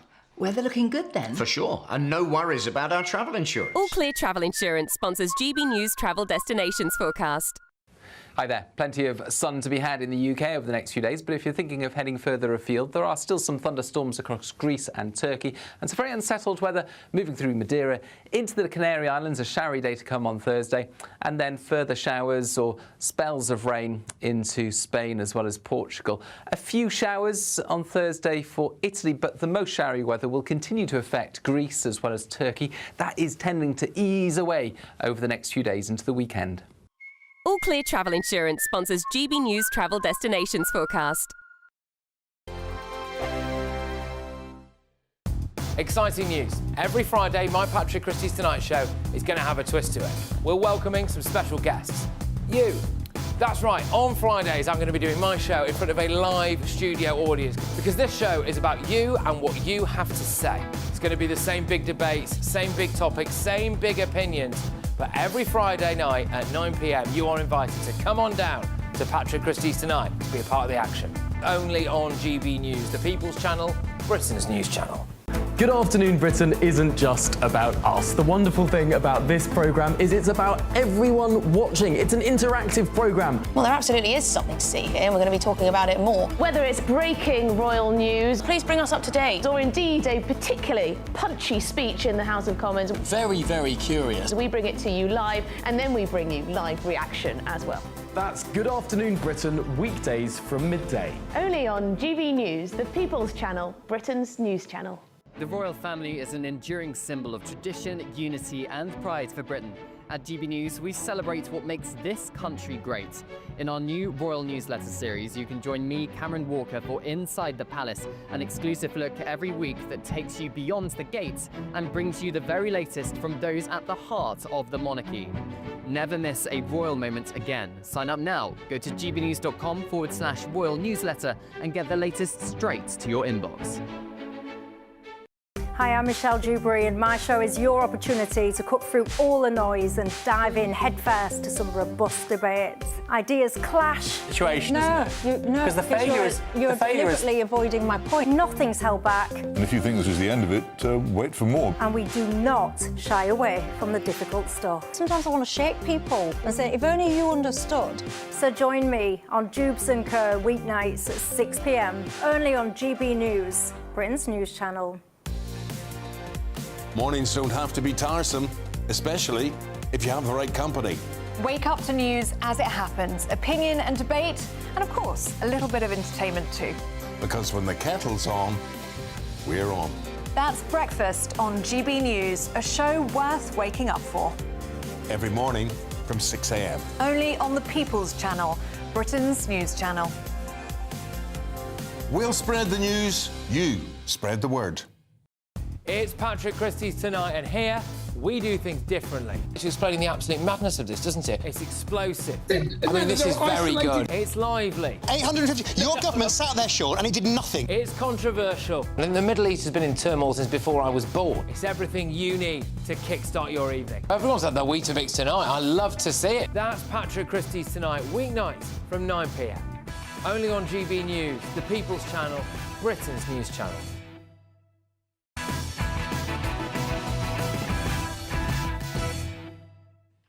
Welcome back to Patrick Christys Tonight. Well, there are some very unhappy car makers.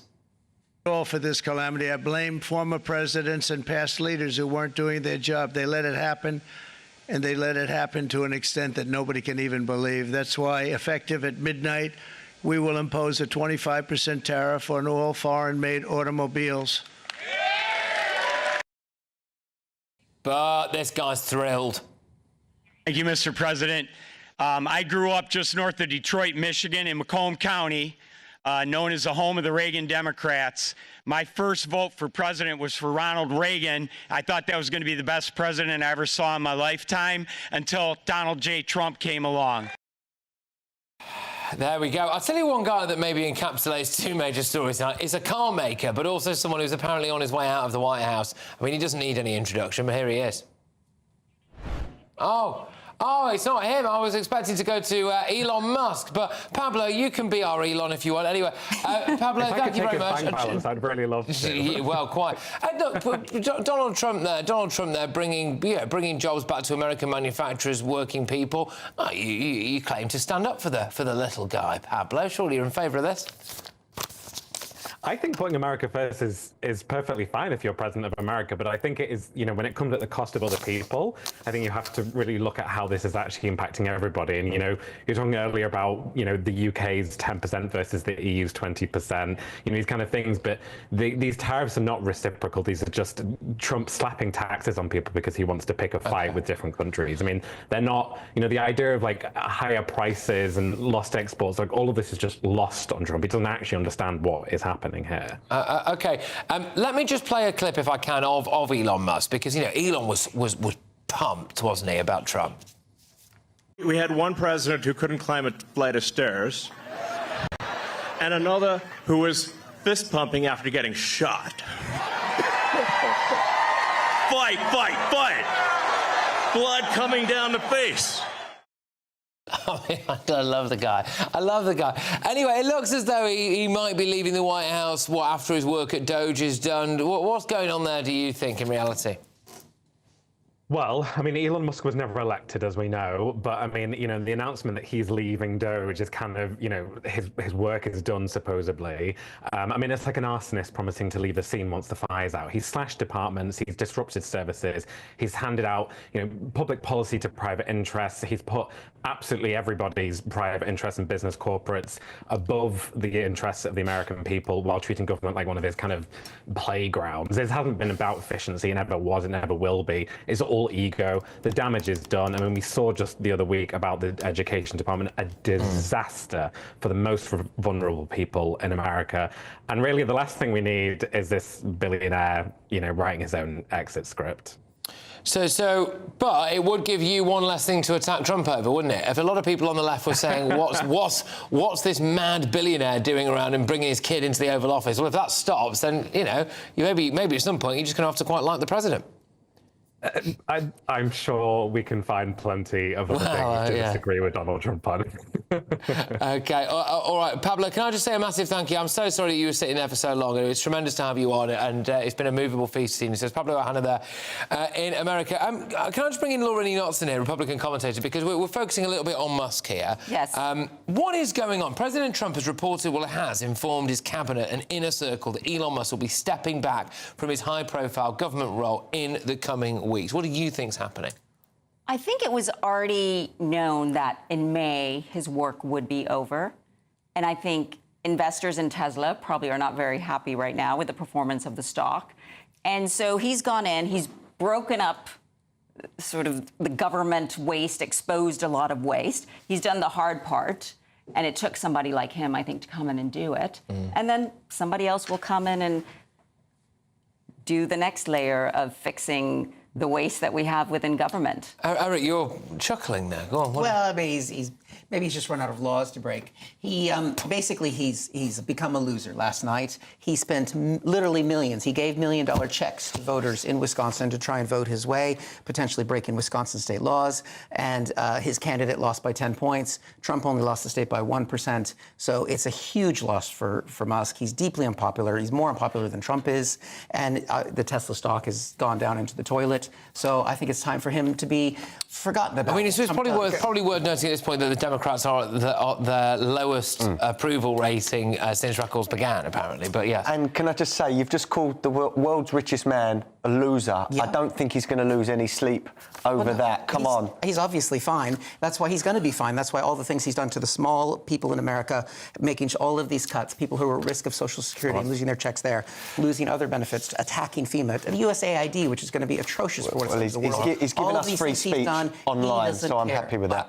That's really funny. Okay. When we come back, we are going to be looking at how all of tomorrow's newspaper front pages are shaping up. How are they reacting to the restructuring of the world order? Stay tuned. Hello again and welcome to the latest update from the Met Office for GB News. For most of us, it stays dry and clear during the next 24 hours. Some patchy cloud turning up, but in the southwest, a very different weather for Thursday compared with the last few days. Showers start to arrive because of an area of low pressure that's some distance to the southwest. Meanwhile, high pressure to the northeast keeps things dry and clear for most of us.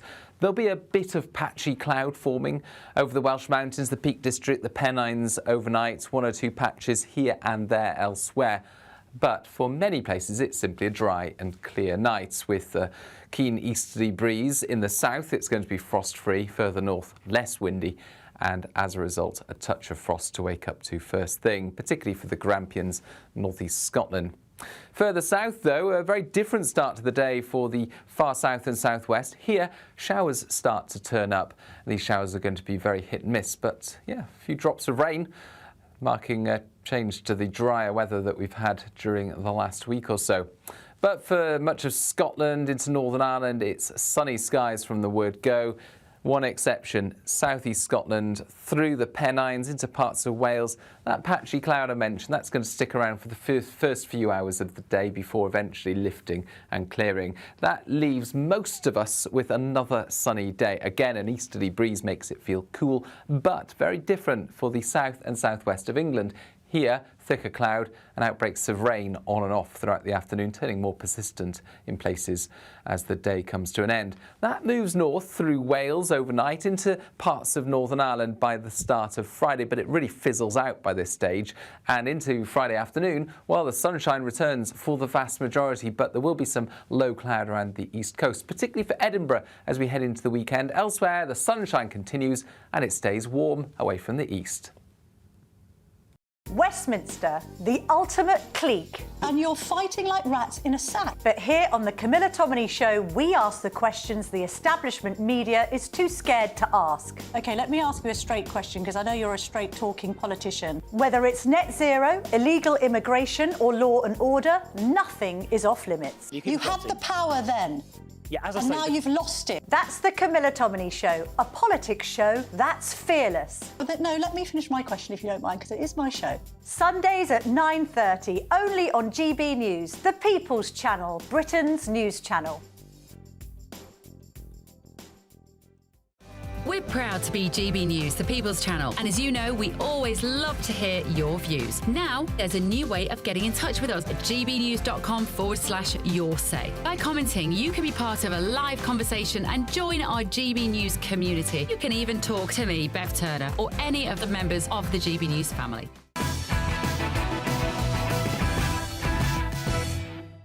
Welcome back to the GB News Donald Trump tariff special with me, Patrick Christys. Let's see how all of tomorrow's newspaper front pages have reacted. The Daily Telegraph, Trump unleashes tariffs, a picture with him with the iconic board there of the tariff changes. Let's go to the Daily Mail. Trump's tariff war on, quotes, foreign scavengers. They point out that Brexit Britain is hit with 10% export tariffs, whilst the EU is hammered with a 20% levy. Let's go to the Times now. Trump piles on the tariffs. The picture they've used is him signing that executive order there in the Rose Garden. British imports hit with baseline 10%. EU faces 20%. New charges start to apply from Saturday. So that's what they've gone for there. I've also got in front of me here The Guardian and The Mirror, which I'll just read out. Trump hits UK with 10% tariffs as US ignites global trade war. That's what The Guardian has gone for. The Mirror, they've gone for trading blows. They say nations poised to retaliate as Trump reveals extent of his tariffs. Barry Gardner, Labour MP for Brent West, we'd be mad to retaliate, wouldn't we? Yes, I think we would, actually. Can I raise two things that I don't think we've yet discussed? One of those is leakage, because we're talking about, you know, what the tariffs mean for us and what they mean for America. But you look at the tariffs that have been put on Cambodia or on China. There is going to be leakage. So the produce that they would have put into America and now are finding they can't sell to America because of those tariffs, they're going to try and offload elsewhere. Now, that could well undercut us and others in the market, because they're going to dump. So China and others are going to start dumping goods, and that has a really damaging effect on our goods that we want to export to other countries, not to the US, but to other countries. So that's the first thing. And the second thing is a potential silver lining in terms of investment for us in the UK. Yes. The very fact that we have the EU having 20% tariffs into the US means that some companies currently located in the EU may think it's a really good idea to relocate into the UK, where they're only hit by 10% tariffs, into the US. Exactly. And so this is the way in which nobody's quite sure how the tectonic plates are going to shift. We'll see. It's an exciting time. Yeah, Now, very dynamic. Can I just bring you into play here, Adam? Because on your screen in front of you, I hope you don't mind me asking this, but you've had basically the markets up in front of you here. So I think our viewers and listeners will be quite interested to see what's going on. Yeah, so the Wall Street futures for tomorrow basically are down about 2%. The US Tech 100, which is all the biggest tech 100 companies in America, is down 4% at the moment. So the markets are going to be very lively tomorrow. Again, I reiterate, short-term pain, long-term gain. I think investors would take maybe a hit to have weeks and months ahead of gains, in my opinion. So one of the headlines was global trade war. That was The Guardian. Nora Lee, you've seen an advanced sight of the early doors markets there, and this idea that The Guardian's pushing anyway of a global trade war. How does that make you feel as a Republican? I'm not scared of that. I think, as we were talking earlier, the world was playing chicken with the U.S. by having tariffs, high tariffs on our food, and Trump is not a chicken. Trump is a real leader. He takes charge. He takes the bull by the horns. But remember, when he was talking about tariffs with Canada and Mexico, then he backtracked because he got what he wanted with security on the border, trying to deal with the fentanyl issue. So this is not going to remain the way it is. There's going to be a lot of discussions, a lot of deals being cut, and I'm sure Lutnick is speaking to a lot of people tonight. A lot of people behind the scenes. Let's just remind ourselves of that Daily Telegraph front page if we can. And the reason why I'm asking that is because the picture on the front of it is Trump with that board. And on this, Eric, it's got here, China, 67% tariffs charged to the USA. The response from America, 34%, EU, 39%, 20%. Vietnam, 90% to 46% now. I mean, some people have said that actually what Trump's doing here is just fine. What's the problem with it? What I loved with him reading that board, if you watch those clips, is it looked like he was just finding out what these were going to be for the very first time, and that's why they had to give it to him, so he could read them to see, oh, look at that, the EU. I mean, the risk is, I think, what you're talking about, the unintended consequences of this. We've already seen Japan and South Korea moving towards China and doing a trade deal with them. Those other products that are going to be dumped into the market. We don't know. He's taken the apple cart and dumped it out and stepped on the apples.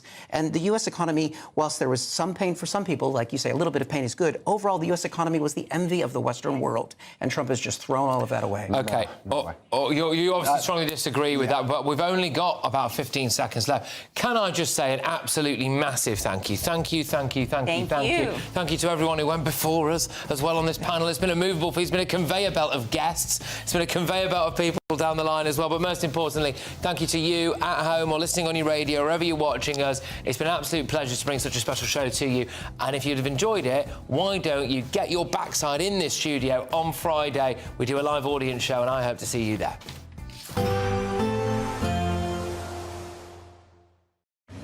Even though we'll see a cloudy start, it'll be a bright outlook for the rest of the day. Boxed Solar, sponsors of weather on GB News. Hello again and welcome to the latest update from the Met Office for GB News. For most of us, it stays dry and clear during the next 24 hours. Some patchy cloud turning up, but in the southwest, a very different weather for Thursday compared with the last few days. Showers start to arrive because of an area of low pressure that's some distance to the southwest. Meanwhile, high pressure to the northeast keeps things dry and clear for most of us. There'll be a bit of patchy cloud forming over the Welsh Mountains, the Peak District, the Pennines overnight, one or two patches here and there elsewhere. But for many places, it's simply a dry and clear night with a keen easterly breeze. In the south, it's going to be frost-free. Further north, less windy. And as a result, a touch of frost to wake up to first thing, particularly for the Grampians, northeast Scotland. Further south, though, a very different start to the day for the far south and southwest. Here, showers start to turn up. These showers are going to be very hit and miss, but yeah, a few drops of rain, marking a change to the drier weather that we've had during the last week or so. But for much of Scotland into Northern Ireland, it's sunny skies from the word go. One exception, southeast Scotland, through the Pennines into parts of Wales. That patchy cloud I mentioned, that's going to stick around for the first few hours of the day before eventually lifting and clearing. That leaves most of us with another sunny day. Again, an easterly breeze makes it feel cool, but very different for the south and southwest of England. Here, thicker cloud and outbreaks of rain on and off throughout the afternoon, turning more persistent in places as the day comes to an end. That moves north through Wales overnight into parts of Northern Ireland by the start of Friday, but it really fizzles out by this stage. And into Friday afternoon, well, the sunshine returns for the vast majority, but there will be some low cloud around the east coast, particularly for Edinburgh as we head into the weekend. Elsewhere, the sunshine continues and it stays warm away from the east. Even though we'll see a cloudy start, it'll be a bright outlook for the rest of the day. Boxed Solar, sponsors of weather on GB News. It's the final week to see how you could spruce up your spring, as we have an incredible £17,777 in tax-free cash to be won. And if that wasn't enough, we'll also give you the latest Mulberry handbag, and not one, but two sought-after designer watches. Make sure you don't miss out, as lines close on the 4th of April. For another chance to win the lot, text cash to 63232. One entry costs £2 plus one standard network rate message, or text bonus to 63232. 5 entries cost £5 plus one standard network rate message. Go to gbnews.com/win. Entries start from just £2. Call 0903 681 3232. Calls cost £2 plus your network access charge. Or post your name and number to GB12 PO Box 8690 Derby DE1 9TT. UK only. Entrants must be 18 or over. Lines close at 6 p.m. on the 4th of April. Please check the closing time if listening or watching on demand. Good luck. Hi, I'm Michelle Dewberry, and my show is your opportunity to cut through all the noise and dive in headfirst to some robust debates. Ideas clash. Situation, No, isn't it? Because the failure is... You're deliberately avoiding my point. Nothing's held back. And if you think this is the end of it, wait for more. And we do not shy away from the difficult stuff. Sometimes I want to shake people and say, if only you understood. So join me on Jubes & Co. weeknights at 6 p.m, only on GB News, Britain's news channel. Good Afternoon Britain isn't just about us. The wonderful thing about this programme is it's about everyone watching. It's an interactive programme. Well, there absolutely is something to see here, and we're going to be talking about it more. Whether it's breaking royal news, please bring us up to date, or indeed a particularly punchy speech in the House of Commons. Very, very curious. We bring it to you live, and then we bring you live reaction as well. That's Good Afternoon Britain, weekdays from midday. Only on GB News, the People's Channel, Britain's news channel. The royal family is an enduring symbol of tradition, unity and pride for Britain. At GB News, we celebrate what makes this country great. In our new Royal Newsletter series, you can join me, Cameron Walker, for Inside the Palace, an exclusive look every week that takes you beyond the gates and brings you the very latest from those at the heart of the monarchy. Never miss a royal moment again. Sign up now. Go to gbnews.com/royal newsletter and get the latest straight to your inbox. Exciting news. Every Friday, my Patrick Christys Tonight Show is going to have a twist to it. We're welcoming some special guests. You. That's right, on Fridays, I'm going to be doing my show in front of a live studio audience, because this show is about you and what you have to say. It's going to be the same big debates, same big topics, same big opinions. But every Friday night at 9 p.m, you are invited to come on down to Patrick Christys Tonight to be a part of the action. Only on GB News, the People's Channel, Britain's news channel.